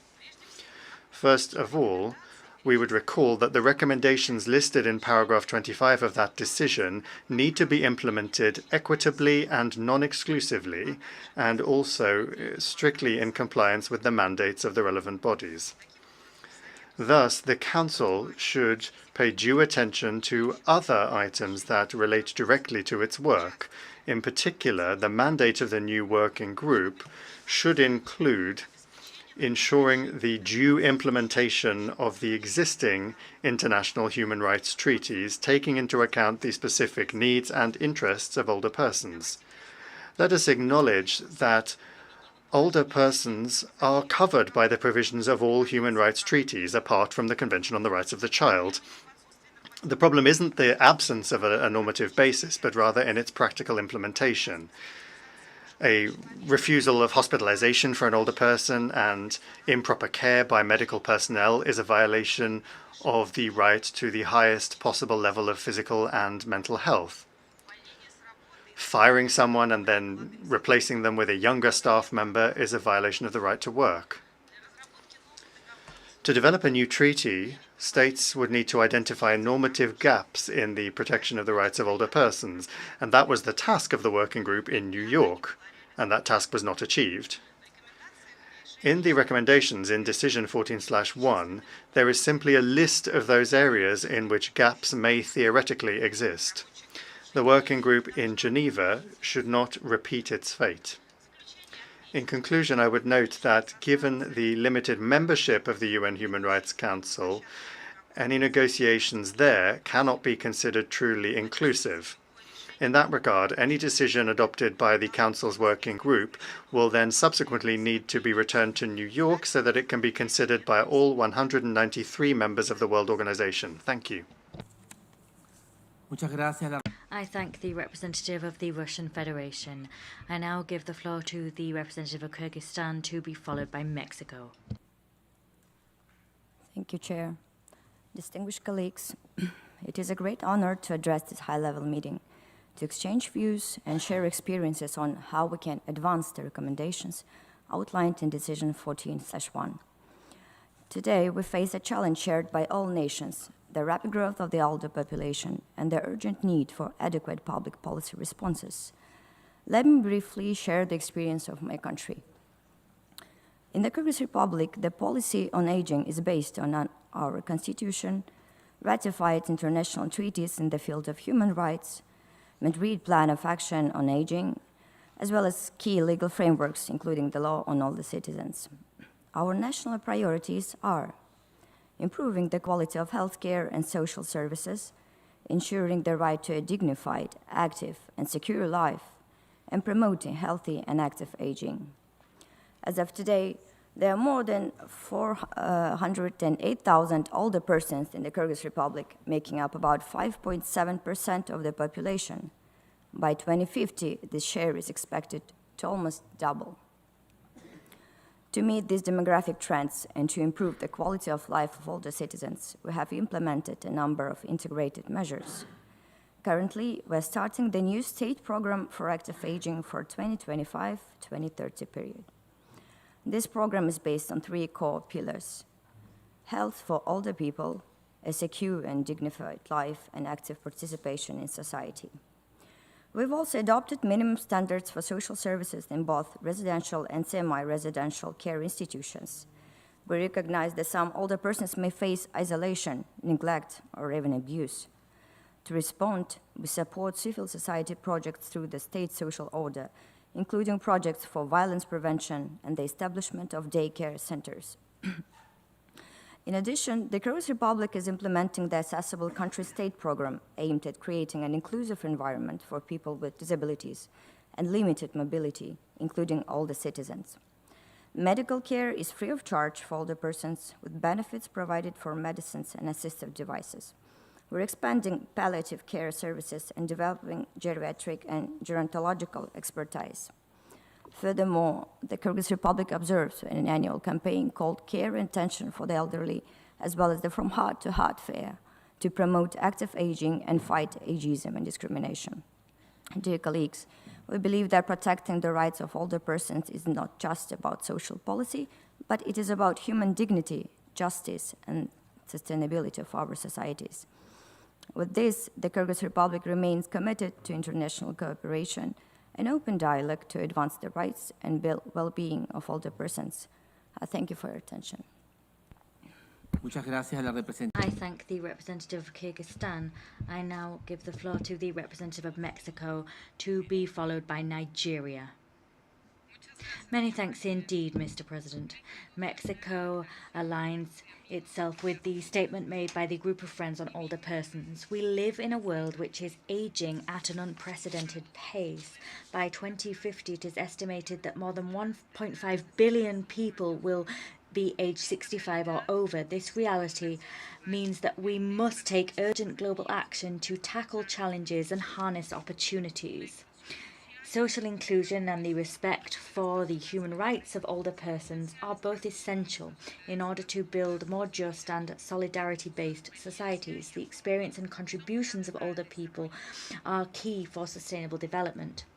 We believe that the recommendations contained in Decision 14/1 of the Open-Ended Working Group on Aging are a robust basis upon which to narrow gaps in terms of the protection of older persons' rights. My country, Mexico, remains staunchly committed to combating ageism, and we promote a vision which recognizes older persons as active stakeholders in our societies. In 2023, we ratified the Inter-American Convention on the Protection of Human Rights of Older Persons. That was a key step towards inclusion. We also have our National Institute for Older Adults. It champions programs for dignified and active aging. However, challenges remain. Ageism limits access to opportunities, particularly in the sphere of employment. Many older persons face barriers in expediting access to and accessing in any way health services, security, social security, and inclusion. In Mexico, we have social security programs and pensions available to older persons. However, not every older person has an access to a pension, and this due to informal work. It is for this reason that the National Institute for Older Persons in Mexico contributes with its service called Productive Ties. That service channels older persons into either paid or voluntary work, and in so doing values their knowledge and skills. Moreover, the Institute offers healthcare services, shelters, cultural centres, and activities to older people, such as to promote their autonomy and participation. The Mexican legal framework, including the Constitution and laws such as the Social Security Law and the Federal Labor Law, guarantee fundamental rights such as healthcare, housing, work, and social security without discrimination on the basis of age. Mexico welcomes the new intergovernmental working group responsible for drawing up a legally binding instrument to promote and guarantee the rights of older persons. This process stands as a historic opportunity. We reiterate our commitment to a human rights-based approach which guarantees that older persons are protected, included, and empowered to contribute to the future that we are building together. Thank you. Muchas gracias, I thank the representative of Mexico. I now give the floor to the representative of Nigeria, to be followed by Argentina. Thank you, Mr. President. Excellencies, distinguished delegates, my delegation would like to thank the President of the General Assembly for convening this important meeting to share experiences on the recommendations included in the decision of the open-ended working group on aging.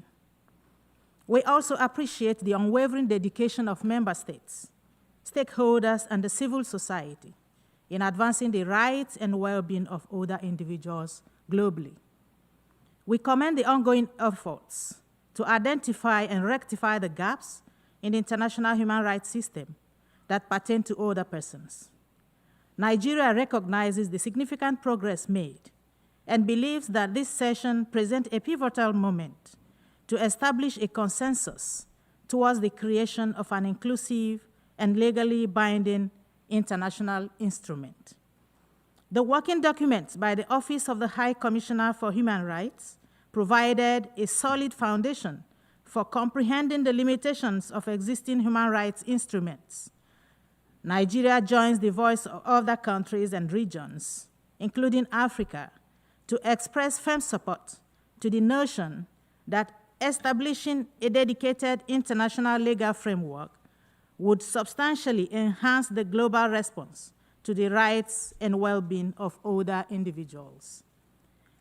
While the Madrid International Plan of Action on Aging remains a valuable policy tool, its non-binding nature has significantly hindered its practical impact, especially in regions where implementation frameworks are weak or underfunded. Mr. President, as the world's population continues to age, the absence of binding legal protections has left many older persons vulnerable, particularly in areas of healthcare, housing, transportation, and social protection. This is further exacerbated during emergencies. We must act now to ensure that older persons are not excluded from the global human rights framework. These realities should be met with concrete legal commitments and institutional mechanisms that prioritize the needs of older persons and promote their autonomy, their participation, and inclusion in all aspects of the society. Ensuring the full enjoyment of human rights for older persons requires more than a policy. It requires binding commitments and coordinated international actions, similar to the urgency and attention we give to other age groups, including the youth, the children. Nigeria has taken significant strides in adopting the National Senior Citizen Center Act of 2017, which led to the establishment of a dedicated agency tasked with identifying and meeting the needs of older persons. At the regional level, Nigeria aligns with the African Charter on Human and People's Rights on the rights of older persons and supports its implementation. Mr. President, Nigeria welcomes the submission of proposals as outlined in the UN General Assembly Resolution 67/139. We urge member states to adopt this draft resolution by consensus.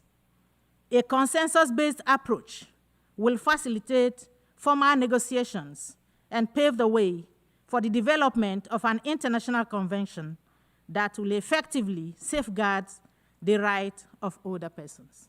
I thank you, Mr. President. I thank the representative of Nigeria. I now give the floor to the representative of Argentina, to be followed by Portugal. A good afternoon to you. Many thanks to you also, Mr. President, for giving me the floor. Argentina welcomes the convening of this high-level meeting to exchange views and share experience on the recommendations contained in Decision 14/1 of the Open-Ended Working Group on Aging, adopted by consensus. All of this in accordance with General Assembly Resolution 78/324 that was also adopted by consensus.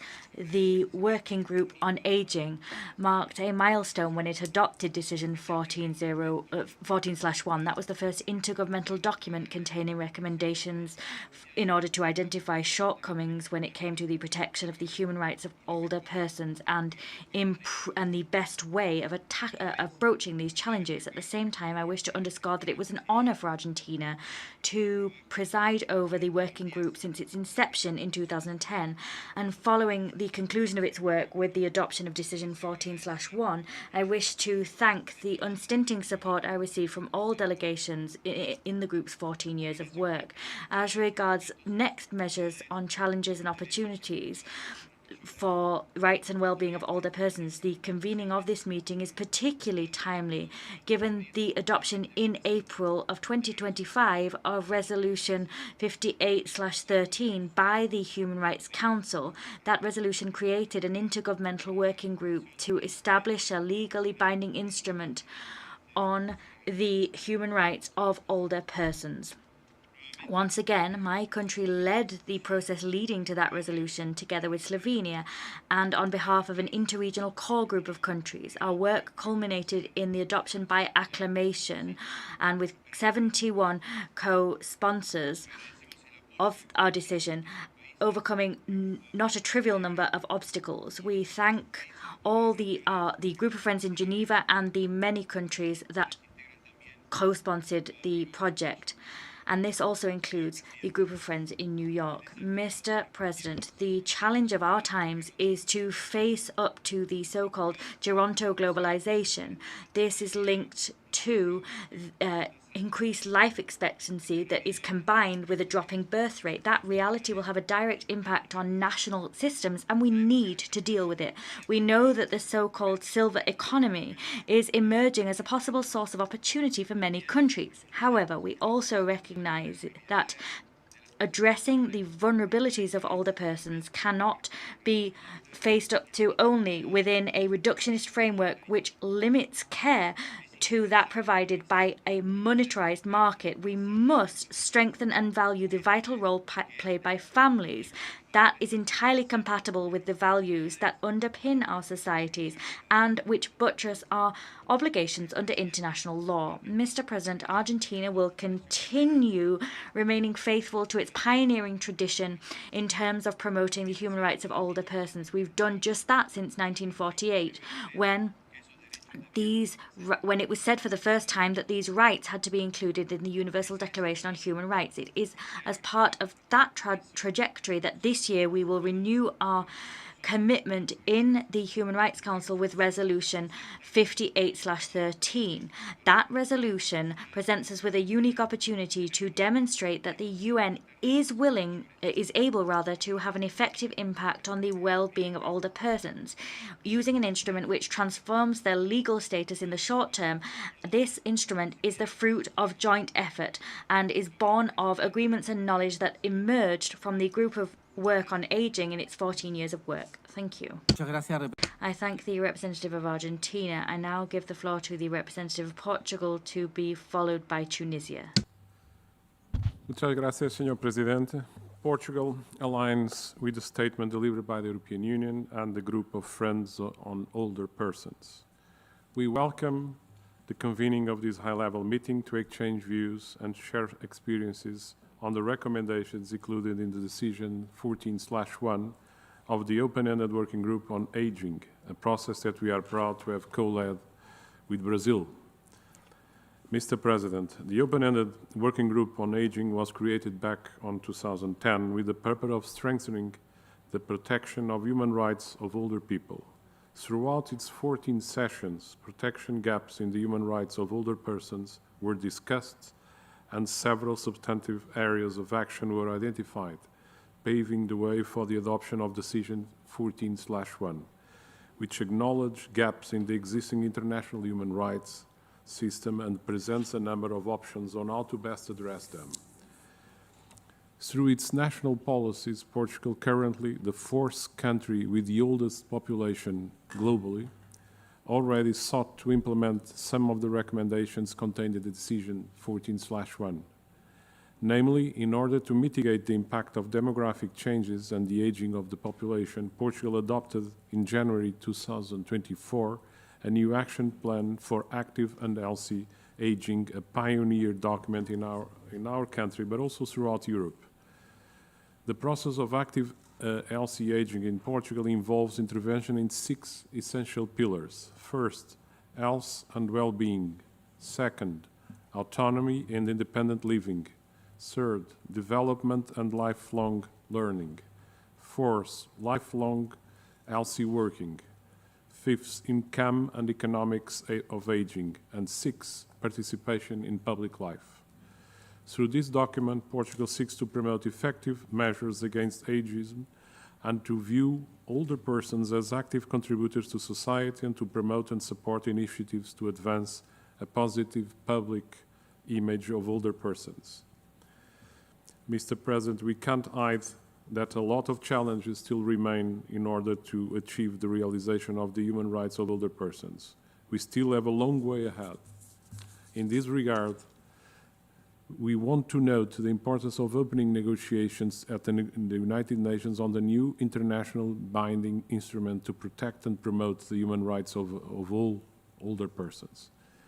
Central to the establishment of such a convention and are key concepts that must be carefully considered and integrated into its framework. Ageism, the pervasive discrimination and stereotyping based on age, remains a challenging barrier to the full realization of older persons' human rights. Portugal welcomes the recent adoption by the Human Rights Council in Geneva of a resolution creating a working group for the elaboration of a legally binding instrument on the promotion and protection of the human rights of older persons, which is an excellent and well-awaited step in that direction, thus implementing the recommendations contained in the Decision 14/1 and GA Resolution 78/324. We are ready to do our part both here in New York and in Geneva, and we call on other UN entities according to their areas of expertise to further considering other recommendations and strengthening the human rights of older persons. I thank you. Muchas gracias, representante. I thank the representative of Portugal. I now give the floor to the representative of Tunisia, to be followed by Malta. Mr. Chair, Excellencies, ladies and gentlemen, it's an honor for Tunisia to take part in this high-level meeting, which marks a new milestone in our shared efforts to promote and protect the human rights and well-being of older persons. We thank the President of the General Assembly for convening this important session and welcome the progress made following the adoption of the Decision 14/1 by the Open-Ended Working Group on Aging. Tunisia fully aligns with the vision outlined in the Pact for the Future, particularly its call to strengthen intergenerational solidarity and uphold the dignity of older persons as essential actors in development. We believe that demographic change should not be viewed as a challenge, but as a transformative opportunity to build more inclusive and caring societies. At the national level, Tunisia has adopted a multi-sector approach to aging, anchored on human rights and social justice. Under the leadership of the Ministry of Family, Women, Children, and the Elderly, and in close coordination with the Ministry of Economy and Planning, we are working to improve the investment climate in the field of elderly care. This includes the vision of administrative procedures and the harmonization of licensing frameworks for elderly care institutions with a view to promoting quality services that respect both the rights and specific needs for older people as diverse as they can be. Furthermore, Tunisia is finalizing the executive plan of its 2030 National Multi-Sectoral Strategy on Aging, which was adopted through inclusive and participatory consultations. The strategy addresses poverty, social vulnerabilities, institutional care standards, and the protection of older persons during crises, including pandemics and climate-related events. We are particularly committed to ensuring a regular income, a dignified standard of living, and an age-friendly environment for all. We believe that the momentum generated by today's meeting must translate into concrete global action. Tunisia, therefore, welcomes the establishment of the new intergovernmental working group by the Human Rights Council to develop a legally binding international instrument on the rights of the older persons. We are ready to actively contribute to this effort, building on our national experiences and in solidarity with all regions. I thank you. Muchas gracias a la representante. I thank the representative of Malta for their statement. I now give the floor. I apologize. Tunisia. I now give the floor to the representative of Malta, followed by Germany. Thank you, President. Malta aligns itself with the statement delivered by the European Union. Since bringing a motion before the United Nations in 1968, calling for an action plan regarding the world's aging population, Malta has always expressed steadfast support to any initiative seeking to strengthen the human rights of older persons. Taking initiative and collaborating with the United Nations to establish the International Institute on Aging in 1988, Malta has, in due course, supported the mandate of each incoming independent expert on the enjoyment of all human rights by older persons, and has always participated actively in each session of the open-ended Working Group on Aging. It was thus consequential that Malta recently co-sponsored a resolution by the United Nations Human Rights Council to create a working group tasked with drafting a UN convention to protect the rights of older persons. President, for the first time in history, the global number of older persons has surpassed the number of those under the age of 5 due to global declines in fertility levels. As a result, aging in the future will unfold under very different circumstances. One of the main challenges ahead is the slow increase in healthy life expectancy. Indeed, between 2000 and 2019, healthy life expectancy increased by 5.3 years, falling short of the 6.4-year increase in overall life expectancy. The disparity will have severe implications for care systems over the next 2 decades, as countries face rising numbers of older persons experiencing frailty and the resulting surge in the demand for care workers. Cognizant of these challenges, Malta advocates for strategic policies that address long-term care services and workforce shortages to promote innovative practices in home and community-based services that would lessen the dependency on residential long-term care facilities and the more promising and effective use of assistive technologies. Thank you. Muchas gracias a la representante. I thank the representative of Malta. I now give the floor to the representative of Germany, to be followed by China. Thank you, Mr. President. Germany aligns itself with the statement of the European Union. We thank the President of the General Assembly for convening this meeting, and we welcome an equitable and non-exclusive discussion of the recommendations of the open-ended Working Group on Aging, taking the needs and interests of present and future generations into account. Germany fully recognizes the importance of safeguarding the well-being and human rights of older persons, particularly in the face of rapid demographic change. In 2024, the Open-Ended Working Group on Aging examined existing international frameworks on the human rights of older persons and identified a number of options in order to address possible gaps in the protection of human rights of older persons. These options are not limited to a legally binding instrument, but the decision also listed recommendations such as optional protocols to existing human rights treaties, the enhancement of the implementation of existing human rights treaties, or various forms of political commitments. After 14 sessions of the Open-Ended Working Group on Aging concluded its work with Decision 14.1, identifying possible normative and implementation gaps in the protection of human rights of older persons in 14 areas, and proposed 11 options deriving from the intersessional questionnaire on how to address these possible gaps. Germany is committed to close all possible gaps in the full enjoyment of all human rights by all older persons and is willing to further examine all 11 options in a non-exclusive manner. We acknowledge the establishment of a new intergovernmental working group on creating a legally binding instrument mandated by the Human Rights Council in its recent session in April. However, the merits of such an instrument should be carefully considered. We prioritize the effective implementation and use of existing legal mechanisms, and we are convinced that the current human rights architecture, if fully implemented, offers a strong foundation for safeguarding the human rights of older persons. The challenge we face is not a lack of norms, but a lack of full and consistent implementation. Politically binding frameworks can serve as powerful tools to reinforce national capacities, promote age-sensitive policies, and to strengthen intergenerational partnerships while allowing flexibility for diverse contexts and legal systems. Plans of action should not be underestimated in their fast and practical effects.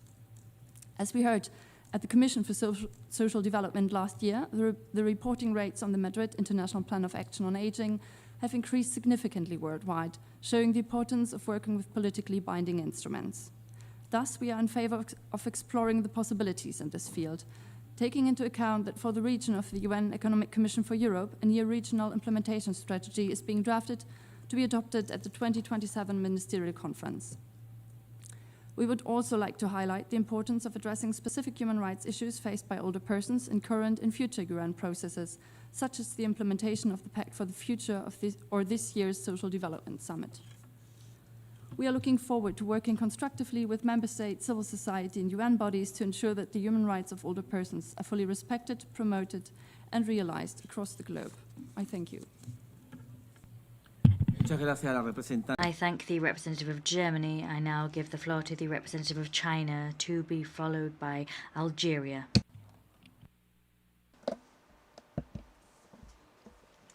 Thank you, Mr. President. Population aging is a common issue facing countries around the world. According to the SG's report, the population aged 60 and older is expected to grow by 31% between 2022 and 2030.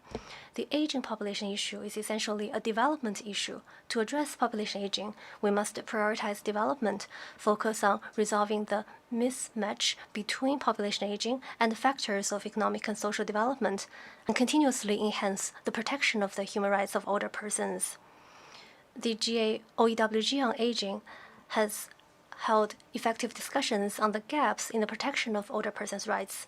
China believes that the numerous UN consensus documents on development and human rights are applicable to older persons, and that the 2030 Agenda adequately responds to the special needs of older persons, that the international human rights law system basically covers all groups of people, including older persons, and covers all categories of human rights for older persons. Effectively implementing these documents can significantly improve the protection of human rights of older persons. When filling the gap, it's important to avoid duplication with other international instruments and unnecessary burdens on member states and the human rights treaty system. China notes that the Human Rights Council has adopted a resolution establishing a working group to draft an international instrument on the protection of the human rights of older persons. It should be noted that the resolution does not reflect the views of all parties in a balanced manner, and that member states diverge on key issues. The Other policy recommendations of the OEWG in its decision 14/1 should be given equal attention and advanced as a whole. The process should be led by all member states and ultimately decided by the GA. The Chinese government has always been committed to protecting the human rights of all people, including older persons, and has made actively addressing population aging a national strategy. We are committed to the well-being of older persons in the process of Chinese-style modernization, striving to achieve a sense of security, worthiness, and joy for older persons. We're ready to strengthen communication with all parties to actively address the challenges and join hands in building a community of a shared future for mankind. Thank you, Mr. President. I thank the representative of China. I now give the floor to the representative of Algeria, to be followed by the representative of Cyprus. Thank you, Mr. Chair. We welcome the convening of this high-level meeting and commend the President of the General Assembly for providing this space to collectively reflect on the recommendation of Decision 14.1 of the open-ended working group on aging. As we consider the way forward, it is essential that all recommendations should be treated equitably, strengthening implementation of existing human rights obligations, enhancing policy coherence, and considering new instruments where appropriate. Any effort to develop a new instrument must be grounded in shared understanding of existing gaps and pursued through a transparent, inclusive, and consensus-based intergovernmental process. Importantly, any draft must be referred to the General Assembly for consideration. We must also remain focused on what is already within our reach, implementing existing instruments and obligations such as the Madrid International Plan of Action on Aging and the Political Declaration adopted at the Second World Assembly on Aging in April 2022. On a national level, my country continued to promote the protection of the rights of older persons in line with the high instructions of President Abdelmajid Tebboune, which aim to strengthen social solidarity mechanisms and enhance the well-being of older persons. My government has announced on the occasion of the celebration of the National Day of Older Persons, observed annually on April 27, a series of measures, including the conclusion of 3 ministerial agreements with sectors of culture, tourism, labor, employment, and social security. These agreements provide new benefits to these existing already, aimed at improving the quality of life of the elderly and strengthening of social protection and access to services, including the establishment of Green Line of Older Persons or dedicated old persons counters. In addition to the achievement and facilities provided for the benefit of old persons, in the areas of healthcare, social security, and economic empowerment, the government dedicated a 400 million dinar annual envelope to support home-based care in equipment and material retreats and recreation for isolated or unprivileged older persons, and public care centers in 27 regions in the country for old persons without family support. I thank you. I thank the representative of Algeria and now give the floor to the representative of Cyprus, to be followed by Cameroon. Mr. President, allow me to express the appreciation of my delegation for the convening of this very important meeting today.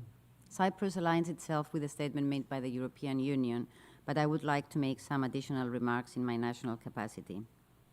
Older persons are an indispensable group of our society. They do represent an important and growing part of the population, undeniably with wealth of knowledge, skills, and experience. However, they are often a vulnerable social group that is overlooked, marginalized, or even discriminated at. The government of the Republic of Cyprus aims to create the necessary conditions for a society of all ages, allowing older persons to live in an environment that enhances their potential, promotes their independence, while providing them with the appropriate support and care. In this regard, last February, the Council of Ministers of Cyprus has approved the first national strategy for active aging for 2025-2030, along with the action plan for active aging for 2025-2027.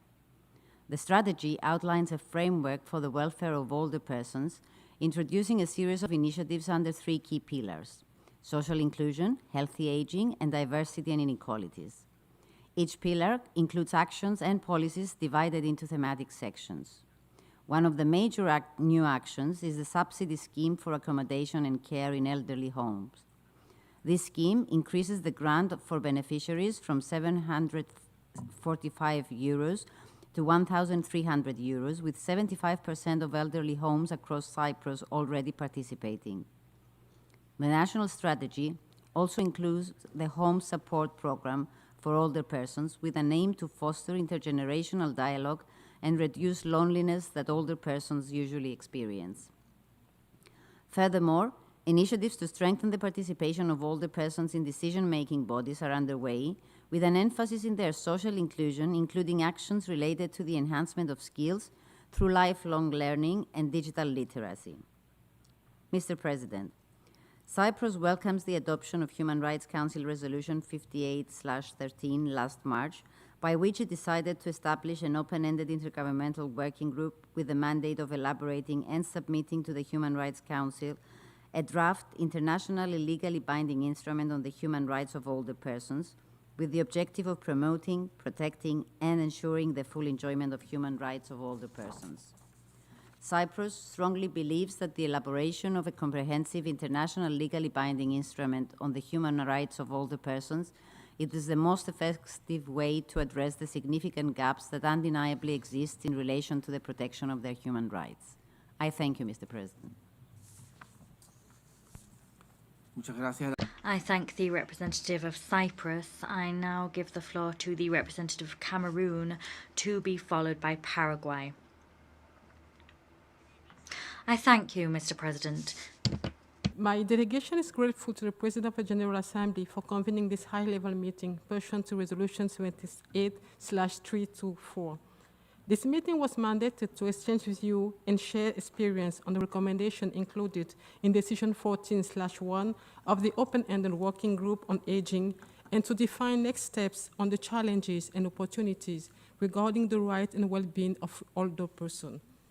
For this purpose, Cameroon would like to make the following points. First, the work of the Open-Ended Working Group on Aging needed to be terminated, not because it has completed its mandate, but because of its ineffectiveness and the level of interest this issue enjoyed from delegation here in New York.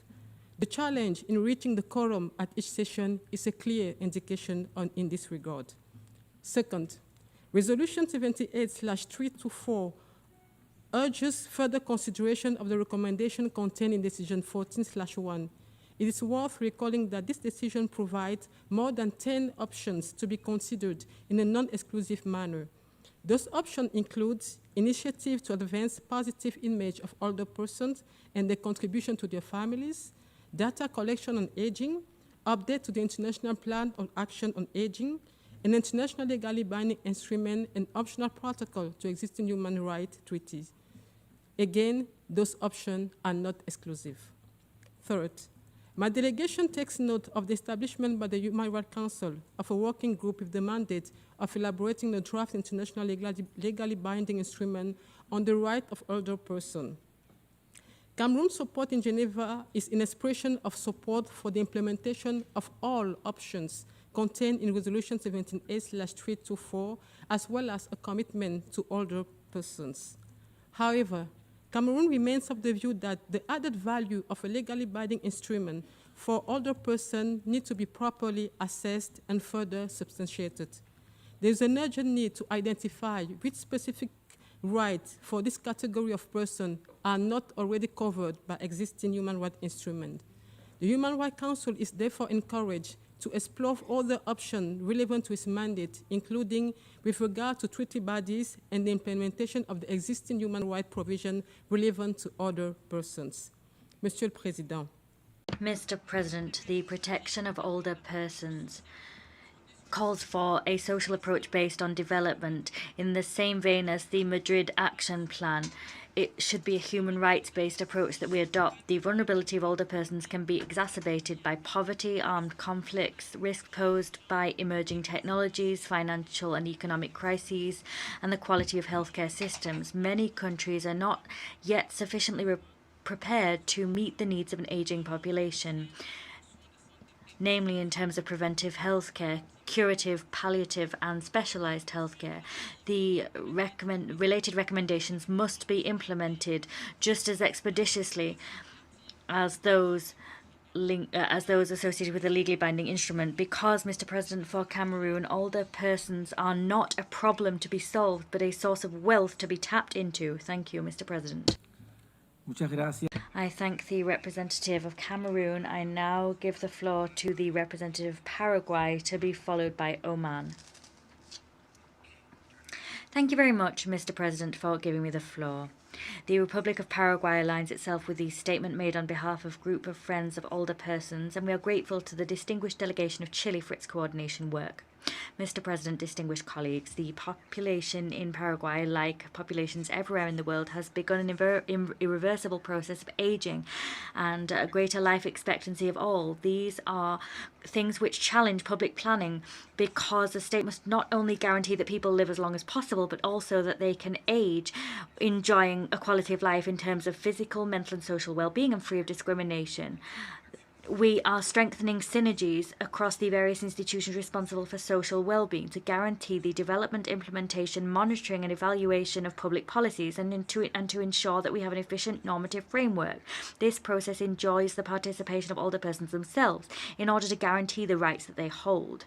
Moreover, since the enactment of the new universal pension law for older persons, the number of beneficiaries has increased. And that means that we are effectively upholding the goal of increasing the quality of life and inclusion of older persons at a multilateral level. We are cognizant that we must develop and adopt a human rights framework which is coherent, broad, and integrated, ensuring that we remain cognizant of the fact that protecting older people is a universal need. We should bear in mind that the life expectancy has increased to the same extent that this group has been forced out of economic, social, and cultural life. Consequently, we recognize the value of the recommendations that we agreed upon as states in Decision 14/1, as well as the adoption by consensus with the co-sponsoring of our country of Resolution 58/13 in the Human Rights Council. We believe, as such, that it is absolutely vital to have global mandates and gradually support these rights within the UN system, this in order to strengthen compliance. We can also draw upon, as a secondary instrument, the Convention on the Rights of Persons with Disabilities, because many of the principles and guidelines established in that convention apply to the protection of older persons. For this reason, I wish to conclude by recalling our collective commitment to promote and protect the human rights, dignity, and well-being of all older persons, reaffirming at the same time Paraguay's desire to continue constructively working within the framework of recommendations emanating from Decision 14/1. We will also actively work within the Intergovernmental Working Group in Geneva and other relevant fora. Thank you. I thank the representative of Paraguay. I now give the floor to the representative of Oman, to be followed by the Islamic Republic of Iran.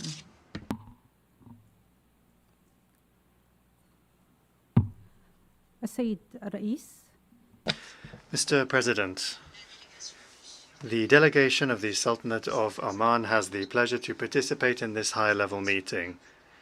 We express to you, the Secretariat, and all of the member states our thanks and our appreciation for the efforts made to advance the rights of older persons.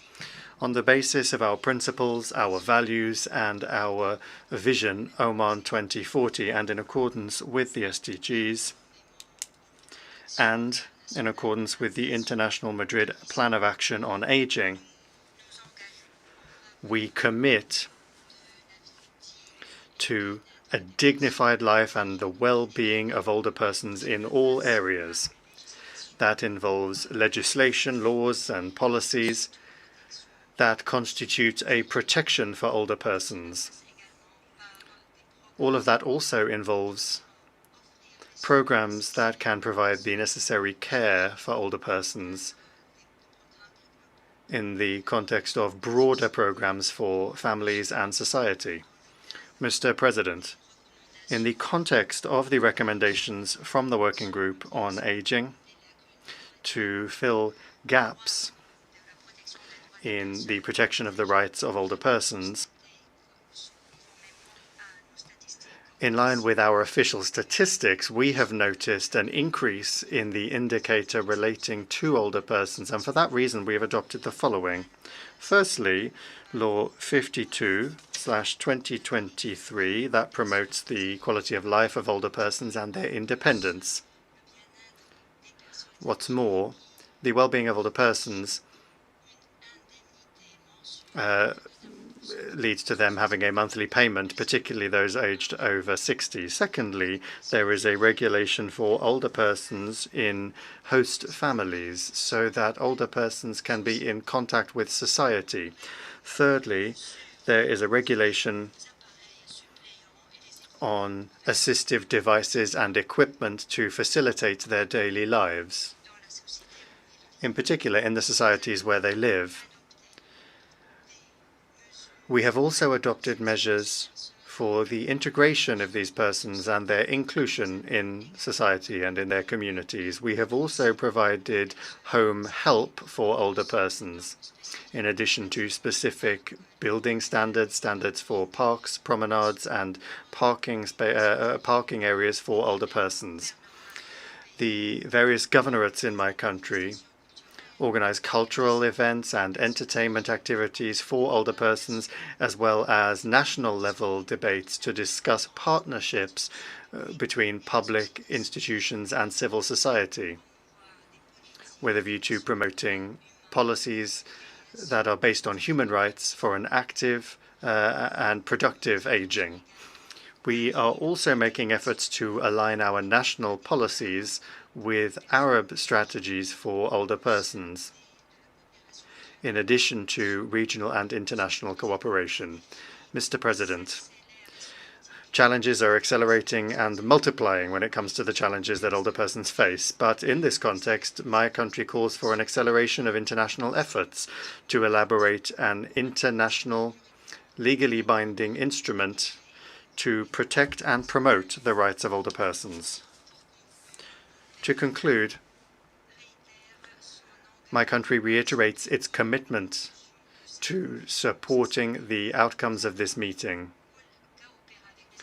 We will cooperate with member states, the United Nations agencies, and all partners to ensure a more equitable, just world for all age groups. Thank you. Muchas gracias a la representante. I thank the representative of Oman. I now give the floor to the representative of Iran, and that will be followed by Slovakia. Thank you very much, Mr. President. The well-being and rights of older persons are of paramount importance, given the need for enhanced support and attention in areas like health, social protection, economic safety, and participation in public life, among others. This enables them to live with serenity, dignity, and respect, free from any kinds of discrimination. Furthermore, harnessing the capacities of older persons is crucial for fostering social development and meaningful intergenerational dialogue. The previous open-ended working group on aging concluded its work with the adoption of Decision 14/1, containing 11 recommendations. The General Assembly's Resolution 78/324 emphasized considering these recommendations in an equitable and non-exclusive manner. Therefore, re-establishing another working group during the 50th session of HRC to develop a legally binding instrument would be inconsistent with those. In this regard, the limited membership of the Human Rights Council also should be considered. It is worth mentioning that the human rights of older persons are addressed in various human rights conventions in some way, providing a sufficient normative and legal basis. Therefore, effective implementation of existing conventions to which we are parties can realize the human rights of older persons. Countries should prioritize rigorous and effective implementation of such conventions in order to appropriately address the human rights of older persons. The Islamic Republic of Iran believes that other recommendations, as outlined in Decision 14/1, must be duly regarded, including recommendations E, F, G, I, and J, which represent a comprehensive and genuine effort to address the human rights and well-being of older persons. In light of the above, the new working group established in Geneva should also pursue other proposals outlined in Decision 14/1 on its agenda. It should be highlighted that UN member states have yet to reach a common understanding or consensus on the best approach to addressing the gaps in the protection of human rights of older persons and how best to address them. In conclusion, the Islamic Republic of Iran is committed to the rights and well-being of older persons. To this end, Iran's National Council for Older Persons, chaired by the Minister of Cooperatives, Labor and Social Welfare, serves as the focal point for aging in the country.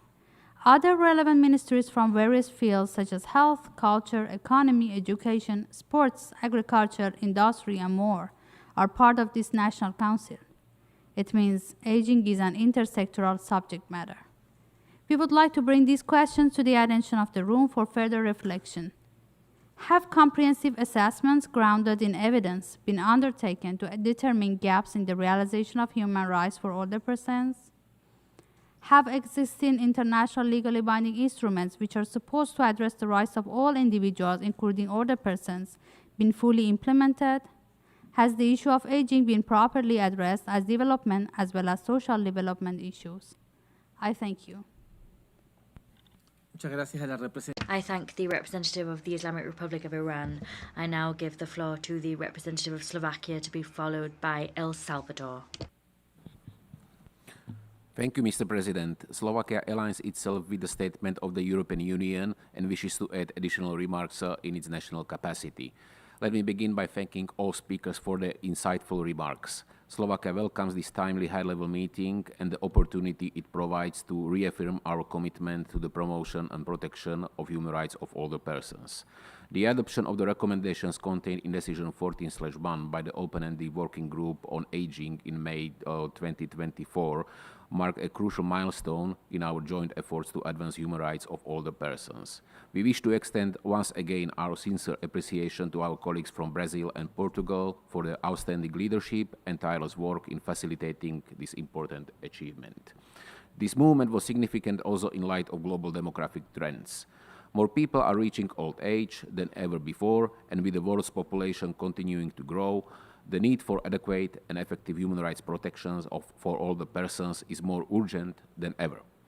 Regrettably, in many parts of the world, the protection of rights of older persons remains insufficient. Older persons often face multiple challenges, including age-based discrimination, social isolation, lack of access to appropriate health care, economic insecurity, and limited participation in decision-making processes. These barriers continue to undermine their dignity and fundamental rights. In this context, we also welcome the inclusion of Action 35 in the Pact for the Future, which calls for strengthening intergenerational partnerships and solidarity among generations. This is essential to fostering inclusive societies and ensuring that contributions of older persons are recognized and valued. Mr. President, today's meeting is another opportunity to reflect on how we can collectively do more and do better. Slovakia's position on this matter has been principled and consistent. While we emphasize the importance of implementing existing human rights obligations, we also acknowledge that current frameworks do not sufficiently address the specific needs and rights of older persons. Having said that, however, in light of the persistent gaps and challenges faced by older persons globally, Slovakia supports the elaboration of a new international legally binding instrument as recommended in Decision 14/1. We see this as a necessary step toward addressing the normative shortcomings in the current international human rights architecture. In this regard, Slovakia was proud to co-sponsor the recently adopted Human Rights Council Resolution 58/13, which establishes a working group for the elaboration of such an instrument. We commend this initiative and encourage all member states to actively support it. Let us remain guided by our shared commitment to the principle of leaving no one behind. I thank you. I thank the representative of Slovakia. I now give the floor to the representative of El Salvador, to be followed by Uruguay. I thank you, Mr. President. El Salvador aligns itself with the statement provided by Chile on behalf of the Group of Friends of Older Persons. We are grateful for the convening of this meeting, and we recognize the work done by the Open-Ended Working Group on Aging during its 14 sessions. We are particularly grateful for the leadership of Argentina and the members of the Bureau.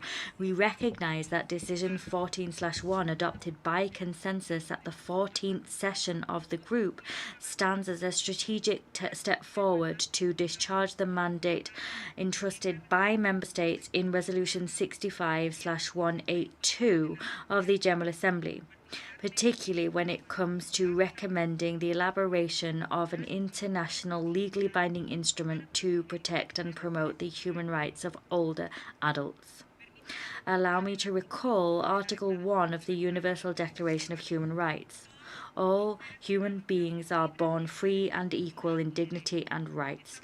This assertion, together with the principle of universality that underpins international human rights law, must guide us in all of our endeavours.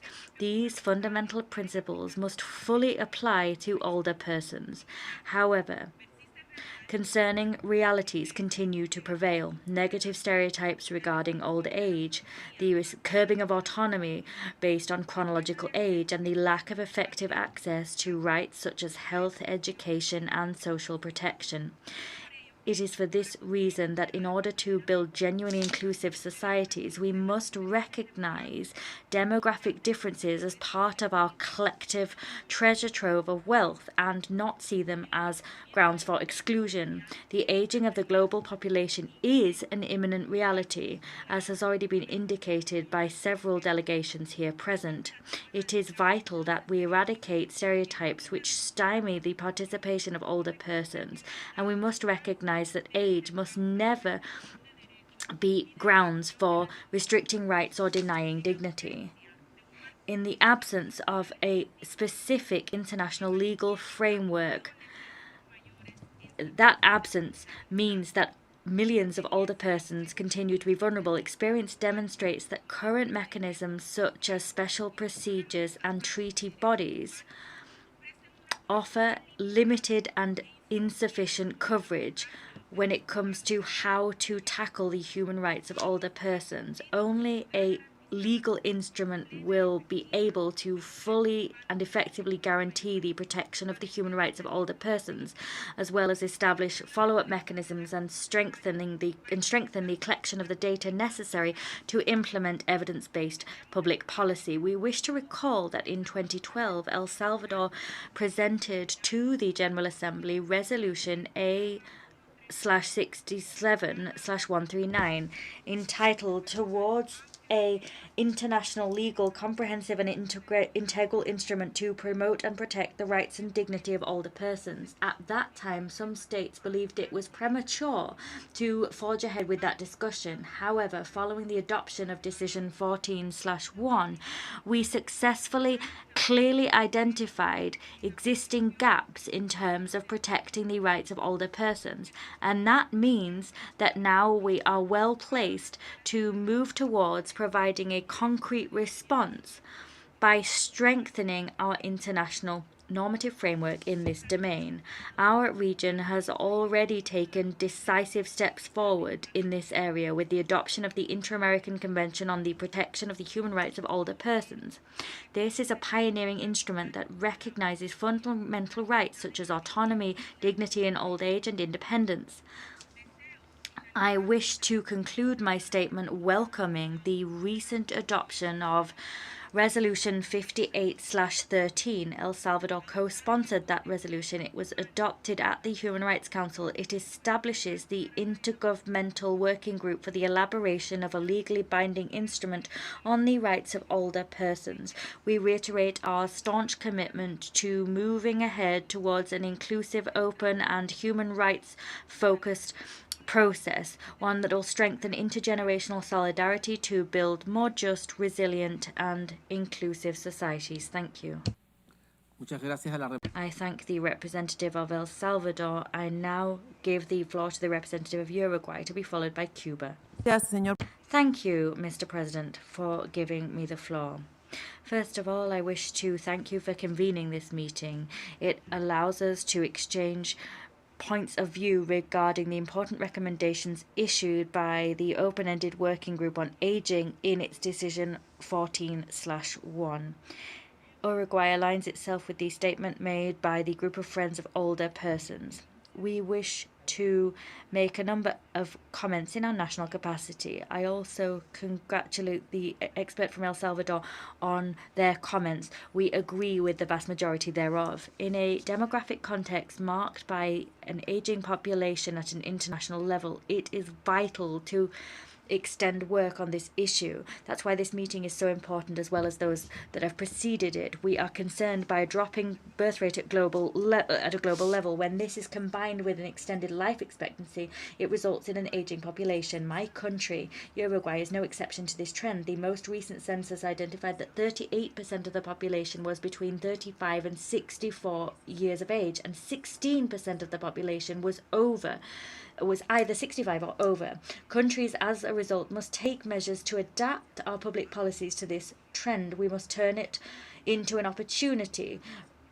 It must cease to be a challenge, not only by improving pension and social security systems. We must establish universal healthcare systems and care systems, but in addition we must provide older persons with opportunities so that those that wish to do so can remain mentally and physically active and continue contributing to and participating in our societies.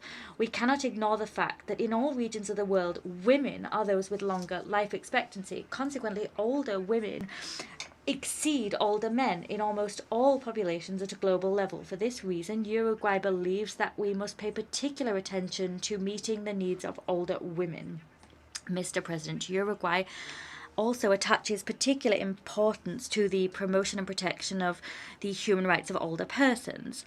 That is reflected both in our robust internal legal arsenal and in our participation in various international fora. I can state with pride that we were among the core countries that within the United Nations championed the adoption of Resolution 78/324. That text encouraged the various bodies of the organization to consider the recommendations issued by the open-ended working group on aging. As such, we are deeply proud to note the recent adoption within the Human Rights Council of Resolution 58/13. That resolution decides to adopt an intergovernmental open-ended working group with a mandate to elaborate and present a draft international legally binding instrument on the human rights of older persons. This is, in our country's view, a major debt that the organization has to settle. It must be indeed urgently settled. In light of the above, we must champion tangible action in line with current demographic trends and act together to develop innovative responses that tackle this global challenge that reaches in a way that we can all reach and ensure that older people can grow older free of abuse and discrimination. You can count on Uruguay as an ally on this journey. Any initiative whose goal is to promote and protect the rights of older people will be one that we will champion. Thank you. I thank the representative of Uruguay. I now give the floor to the representative of Cuba, to be followed by Israel. Muchas gracias, señor presidente. Thank you, President. Cuba actively participated in the open-ended working group on aging.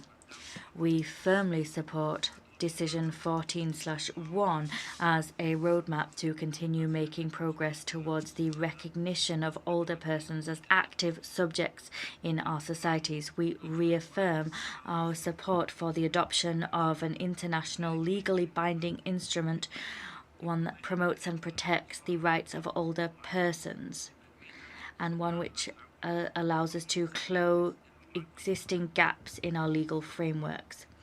Cuba today faces the largest demographic challenge of its time. We're seeing our population age as things stand.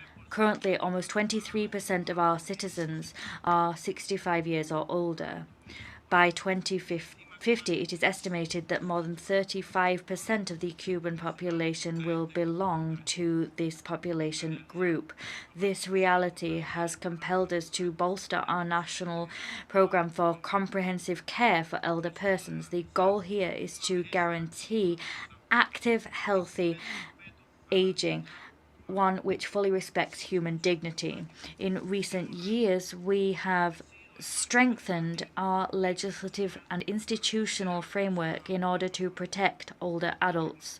Our Constitution enshrines the state's duty and that of the society and families to guarantee the well-being, integration and social participation of our older persons. The Constitution also enshrines the principle of equality and non-discrimination, including on the grounds of age. The Family Code and the Criminal Code in Cuba include specific provisions that focus on that protect older persons from violence, abandonment, discrimination, and any form of mistreatment. We have social programs. These include social assistance, help at home, grandparents' homes, as they're called, and residential care protect millions of older persons in vulnerable situations in Cuba. Our geriatric care networks have more than 1,000 specialized beds available, and a growing number of professionals dealing with older persons are being trained. Our social security network covers more than 1.7 retired people and people in receipt of a pension. All of this reflects our country's political will to guarantee the full enjoyment of human rights by older adults. Despite the impact of the economic, commercial and financial blockade imposed by the United States, that deals a particularly heavy blow to our older persons. But in spite of that, we will continue to work resolutely and with commitment to guarantee dignified, active and protected old age. Thank you. I thank the representative of Cuba. I now give the floor to the representative of Israel, to be followed by Mongolia. Thank you, Chair. The State of Israel has continuously engaged in the open-ended working group throughout the years and has supported Resolution 14/1. That resolution has de facto brought to the closure of the working group, but also signified a new called-for discussion on the way forward in advancing the promotion and protection of the human rights of older persons around the world.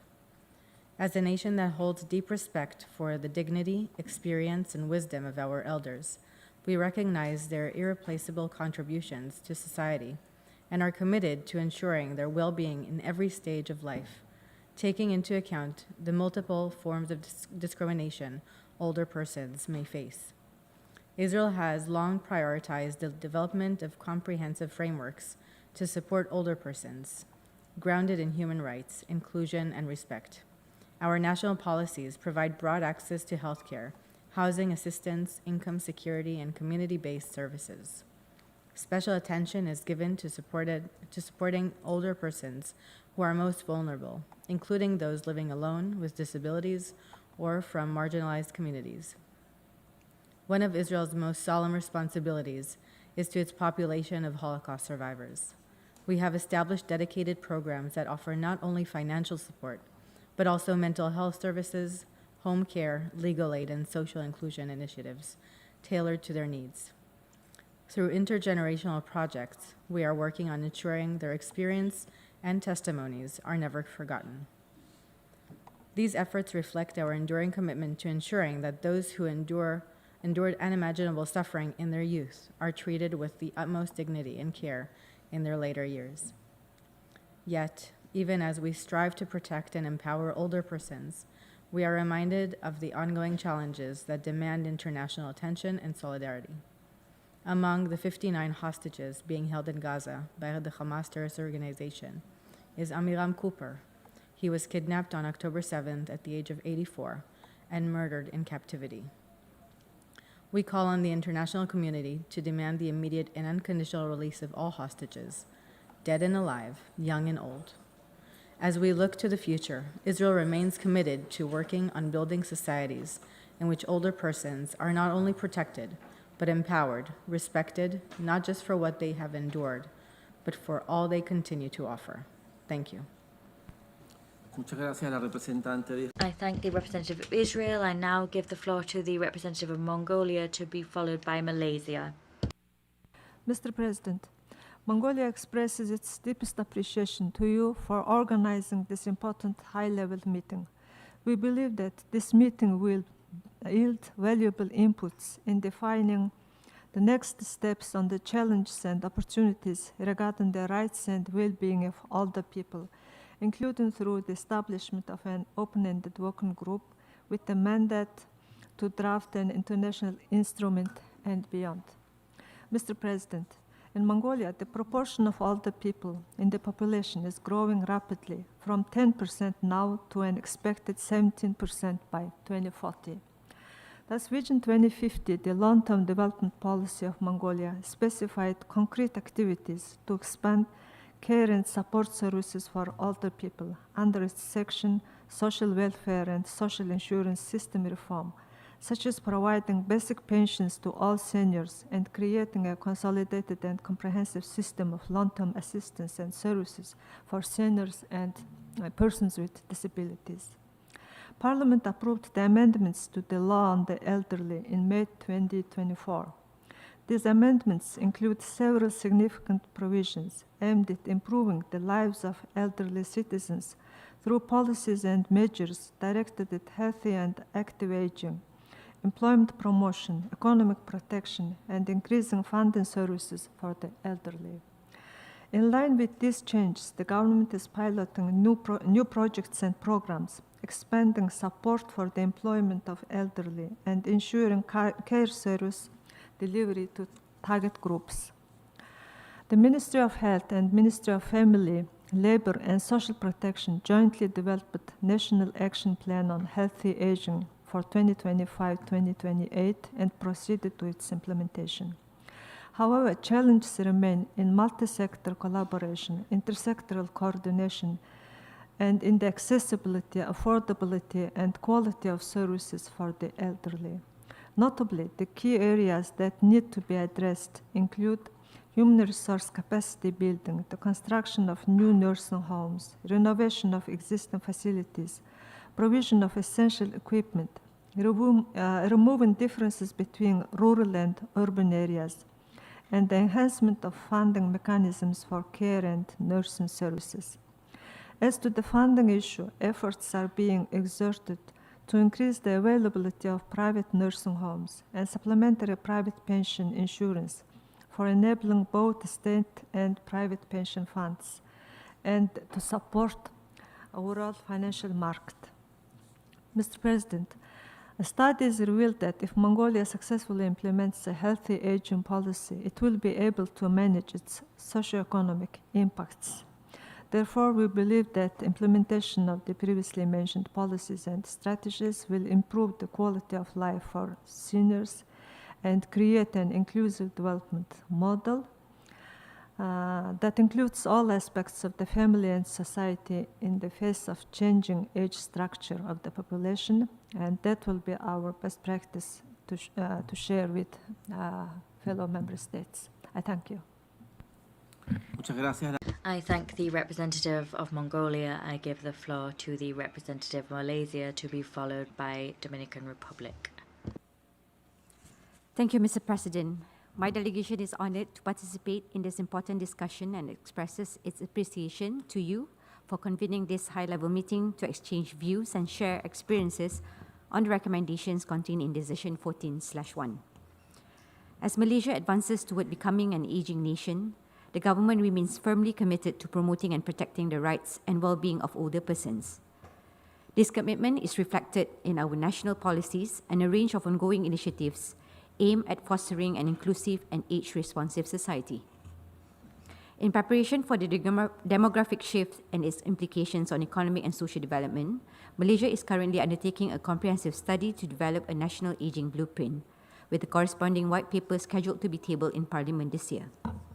Furthermore, Malaysia had the honor of hosting the independent expert on the enjoyment of all human rights by older persons in December 2024, reflecting our proactive engagement with United Nations mechanisms and our dedication to ensuring that the rights of older persons are fully upheld and safeguarded.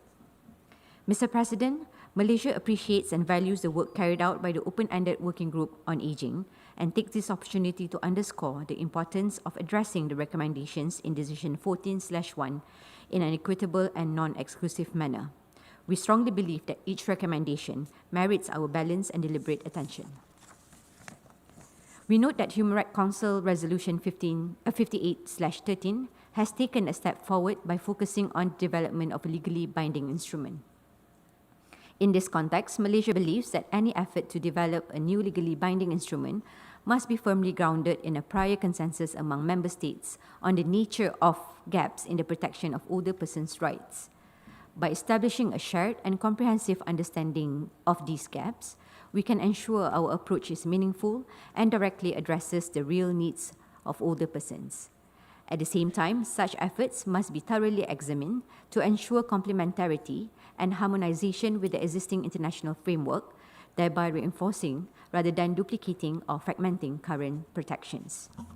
Malaysia strongly believes that the process moving forward must be transparent, inclusive, and state-led, with any draft being formally referred to the General Assembly for consideration. This approach ensures legitimacy, broad ownership, and alignment with the principles of the United Nations. At the same time, Malaysia emphasizes that other recommendations contained in Decision 14/1 remain equally critical.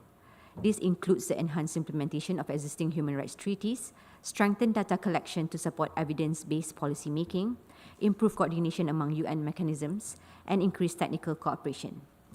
In conclusion, Malaysia remains committed to working constructively with all member states and relevant stakeholders to advance a holistic approach that upholds the dignity, security, and sense of purpose of older persons. I thank you.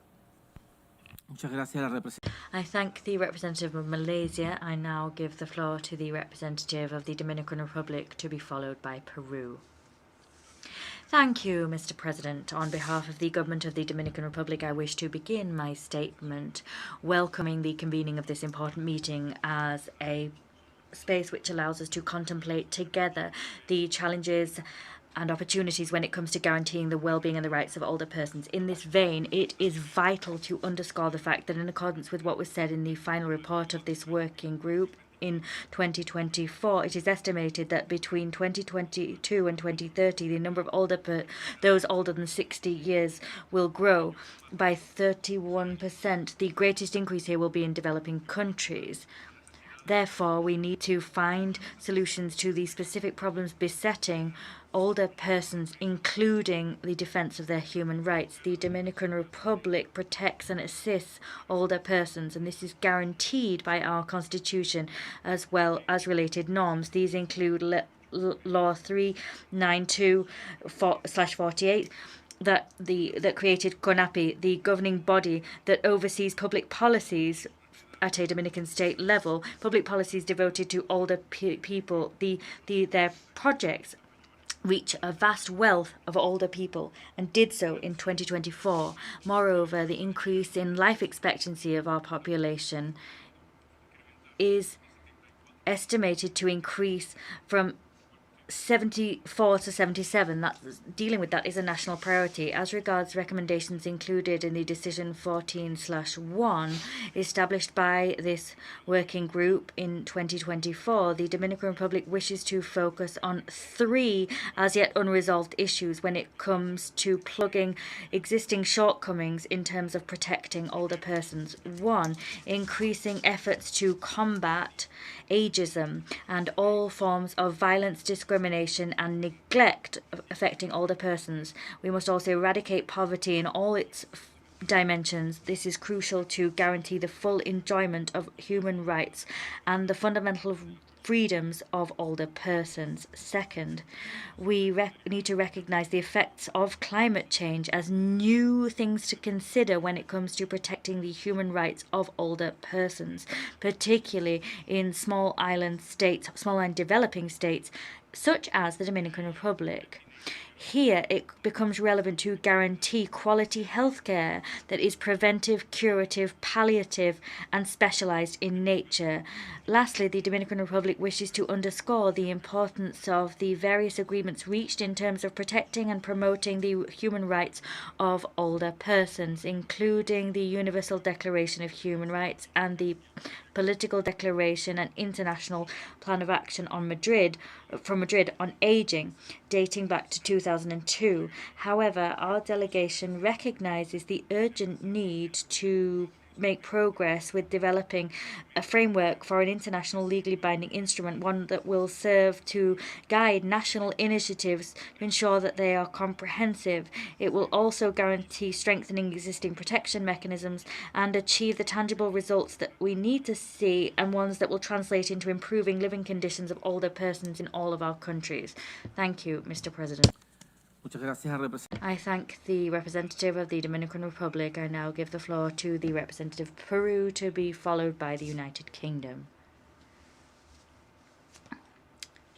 Many thanks, Mr. President. Peru is grateful for the convening of this high-level meeting. It is an invaluable opportunity to reaffirm our commitment to the promotion and protection of rights of older adults. Our participation in this event is fully in sync with the international commitments entered into by the Peruvian state and its national policies currently in force. Decision 14/1 of this open-ended working group on aging marked a milestone in emphasizing the need to pay greater attention to specific problems that affect older adults. Moreover, the decision made it possible to clearly identify normative vacuums and challenges to be overcome if we are to guarantee the older person's human rights, particularly in terms of equality, non-discrimination, violence, abandonment, autonomy, social protection, and care, among others. Against this backdrop, Peru reiterates its staunch support for the work of the Intergovernmental Open-Ended Working Group created by consensus in the Human Rights Council via Resolution 58/13. The working group has a mandate to establish a draft international legally binding instrument on the human rights of older persons. We are convinced that an instrument of this kind will be fundamental in guaranteeing their full inclusion, participation, and well-being. Elsewhere, and in line with Agenda 2030, Peru recognizes the invaluable contributions that older persons make to their societies. We believe it a matter of priority to combat ageism in all its forms. The promotion of a dignified, autonomous, independent old age, and one which allows for older persons' full participation in their families and communities, is a shared responsibility that we must all shoulder. Consequently, Peru ratified the Inter-American Convention on the Protection of the Human Rights of Older Persons. We adopted the Law on Older Persons, and we have a 2030 national multi-sectoral policy. This policy guides our work in order to reduce structural discrimination against older persons and guarantee their rights and full inclusion in society. Moreover, we have implemented our national specialized services program called our National Gratitude Program. It provides comprehensive care to older persons in vulnerable situations. Mr. President, as we move into the future, the Peru appeals to the international community to move towards an international legally binding instrument on the human rights of older persons. In this process, we are convinced that the Inter-American Convention will be an invaluable reference point, one that will contribute principles, approaches, and consensus-based standards from our region. Thank you. I thank the representative of Peru. I now give the floor to the representative of the United Kingdom, to be followed by Burundi. Thank you, Chair. The United Kingdom is committed to equality and opportunity for all. Population aging is one of the global economic and social challenges of our age. We recognize the valuable role older persons play in all aspects of society, but also the barriers and challenges they all too often face. The United Kingdom is clear. The full spectrum of internationally recognized human rights applies to older persons, and we will continue to promote and defend the human rights of all people belonging to vulnerable and marginalized groups. The recommendations of the Open-Ended Working Group on Aging provide a vital framework for ongoing discussion. We appreciate the work undertaken by the Open-Ended Working Group over several years in facilitating a discussion on ways of enhancing the promotion and protection of human rights and dignity of older persons. We welcome the movement of discussions to Geneva and the adoption of the resolution establishing an open-ended intergovernmental working group. The United Kingdom remains open in principle to the idea of a multilateral instrument dedicated to the human rights of older persons and will continue to play a constructive role in forthcoming discussions. We recognize the valuable contribution that civil society organizations make to the promotion and protection of human rights, including those of older persons, and so we encourage their continued participation in discussions and negotiations relating to a multilateral instrument. I thank you. Muchas gracias al representante. I thank the representative of the United Kingdom. I now give the floor to the representative of Burundi, to be followed by Turkey.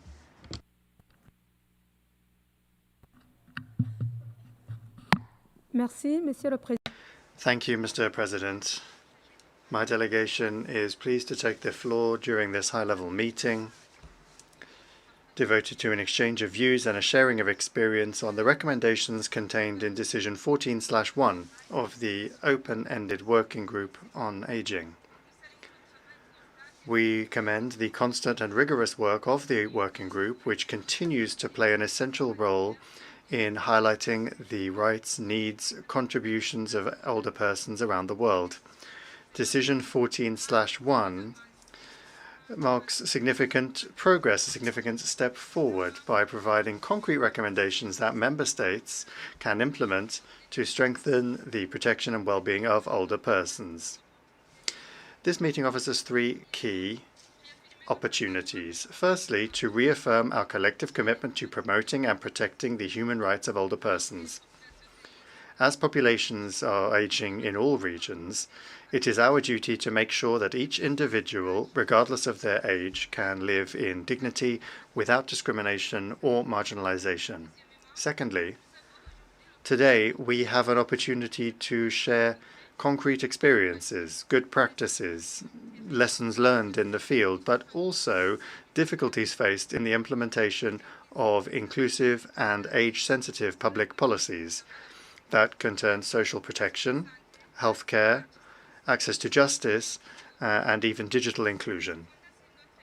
Based on our experience, Burundi, in its vision of being an emerging country in 2040 and a developed country in 2060, has adopted a national social protection policy covering the period 2024 to 2033. The aim of this, ultimately, is to provide universal and equitable social protection while leaving no one behind. Similarly, a broad program for access to healthcare services for vulnerable persons and free healthcare for retirees affiliated to the Civil Service Mutual Fund have been initiated. A day of local solidarity, marked on the first Friday of the month of August every year, is designed to collect support for vulnerable persons, including older persons, and that has also been established. Mobility assistance is provided for older persons with disabilities that are particularly vulnerable. Thirdly, these exchanges allow us to identify priorities for potential normative developments, including the possibility of elaborating an international legally binding instrument devoted specifically to the rights of older persons. This is a repeated request from many member states and civil society actors. In this regard, Burundi has ratified the additional protocol to the African Charter of Human and People's Rights relating to the rights of older persons, and also there is a law on older persons in Burundi that is being drafted and which will soon be adopted. Most certainly, Mr. President, getting old is a universal reality, and responding to that with respect, equity, and solidarity is a shared responsibility. Hopefully, our discussions today can strengthen our will to build societies for all ages, where the rights of older persons are fully recognized and protected. Burundi remains committed to working closely with the working group, the member states, and all relevant partners in this noble undertaking. Thank you. I thank the representative of Burundi. I now give the floor to the representative of Turkey, to be followed by Ecuador. Thank you, Chair. Population aging is one of the most significant demographic transformations of the 21st century. Each country, including Turkey, is experiencing it. In fact, Turkey is among countries with a higher rate of population aging. Today, traditional attitudes, policies, and practices concerning older persons are being re-examined, with increasing emphasis placed on the view that aging should be addressed within a human rights-based framework. This shift in perspective became prominent especially with the Madrid International Plan of Action on Aging and recent adoptions within the United Nations system. Despite these developments, the continued influence of traditional approaches in societies, including Turkey, still hinder the full active and independent participation of older persons in all areas of social life, free from discrimination. Turkey aligns its aging-related policies and practices with international developments. Turkey adopted the UN principles for older persons, regularly reports to Madrid Plan of Action, and actively contributes to international working groups such as the UN Open-Ended Working Group on Aging. At the national level, Turkey has organized the International Elderly Council, established a parliamentary commission to address aging, regularly conducts surveys to produce evidence-based policies in the field of aging, and adopted an aging vision document with the aim of building a society for all ages where all older persons can realize their rights. However, challenges remain in reflecting policy-level developments in the actual lives of older persons. The international community must demonstrate high commitment to provide structural solutions for these challenges. In this respect, it has become essential to provide the environment that allows persons to live their advanced ages with dignity, with full participation in all aspects of life, including economic and social security, health, long-term care, justice, and decision-making processes. Therefore, Turkey supports the preparation of a human rights convention that effectively protects and strengthens the human rights of older persons, that recognizes older persons as vital contributors to sustainable development and societal progress, that envisages mainstreaming of aging among all policies, programs, and practices, that considers the differing needs of older persons at different stages, that ensures accountability among state parties, and that includes the participation of older persons in implementation and monitoring processes. I thank you. I thank the representative of Turkey.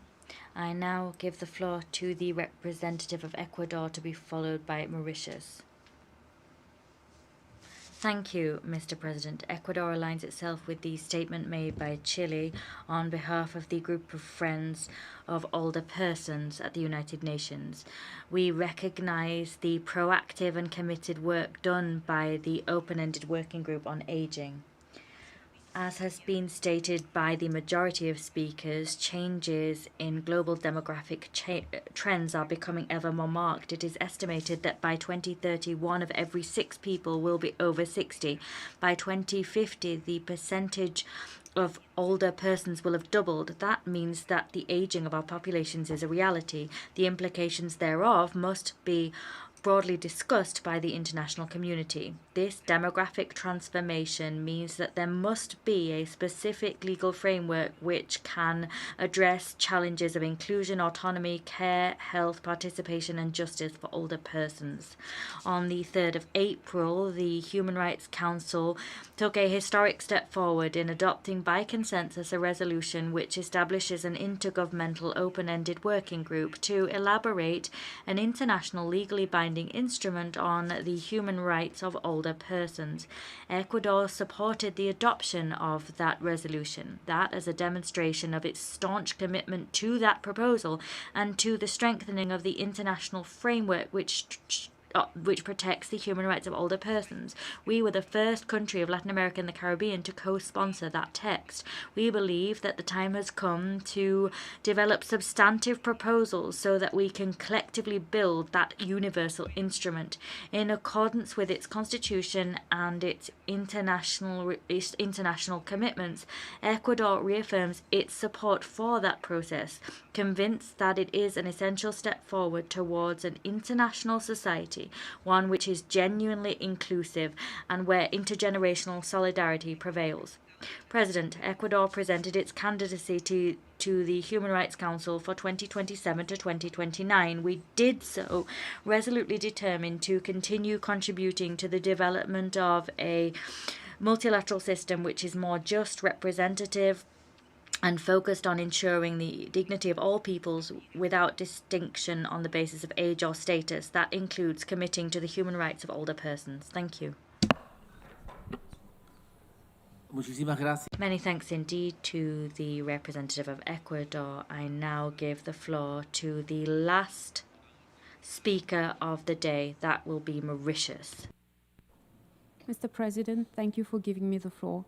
I wish to congratulate you on the successful hosting of this high-level meeting today.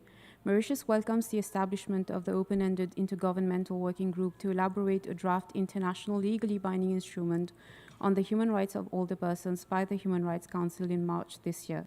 As has been rightly pointed out throughout the years during the sessions of the open-ended working group on aging in New York, and earlier today by several speakers, there is indeed a rapid shift in the demographics around the world, with older persons about to outnumber younger persons in many countries.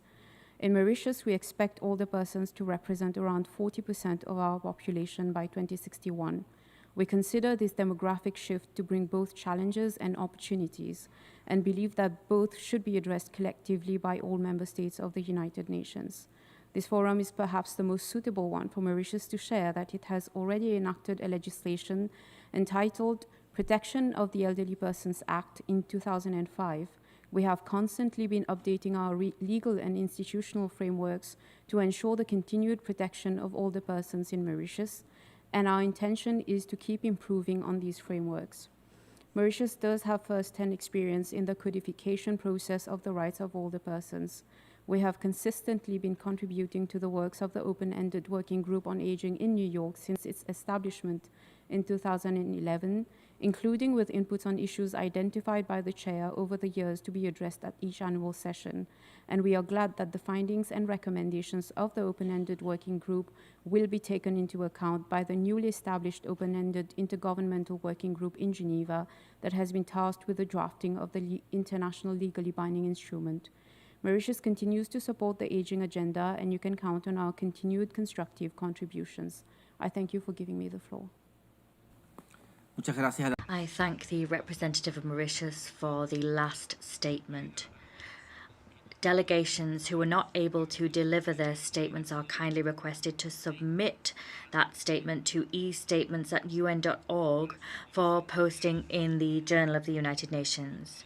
The high-level meeting to exchange views and share experiences on the recommendations included in Decision 14/1 of the Open-Ended Working Group on Aging is now concluded. I wish to particularly thank the interpreters and the Secretariat staff for having given us extra time. Thank you very much indeed. The meeting is adjourned.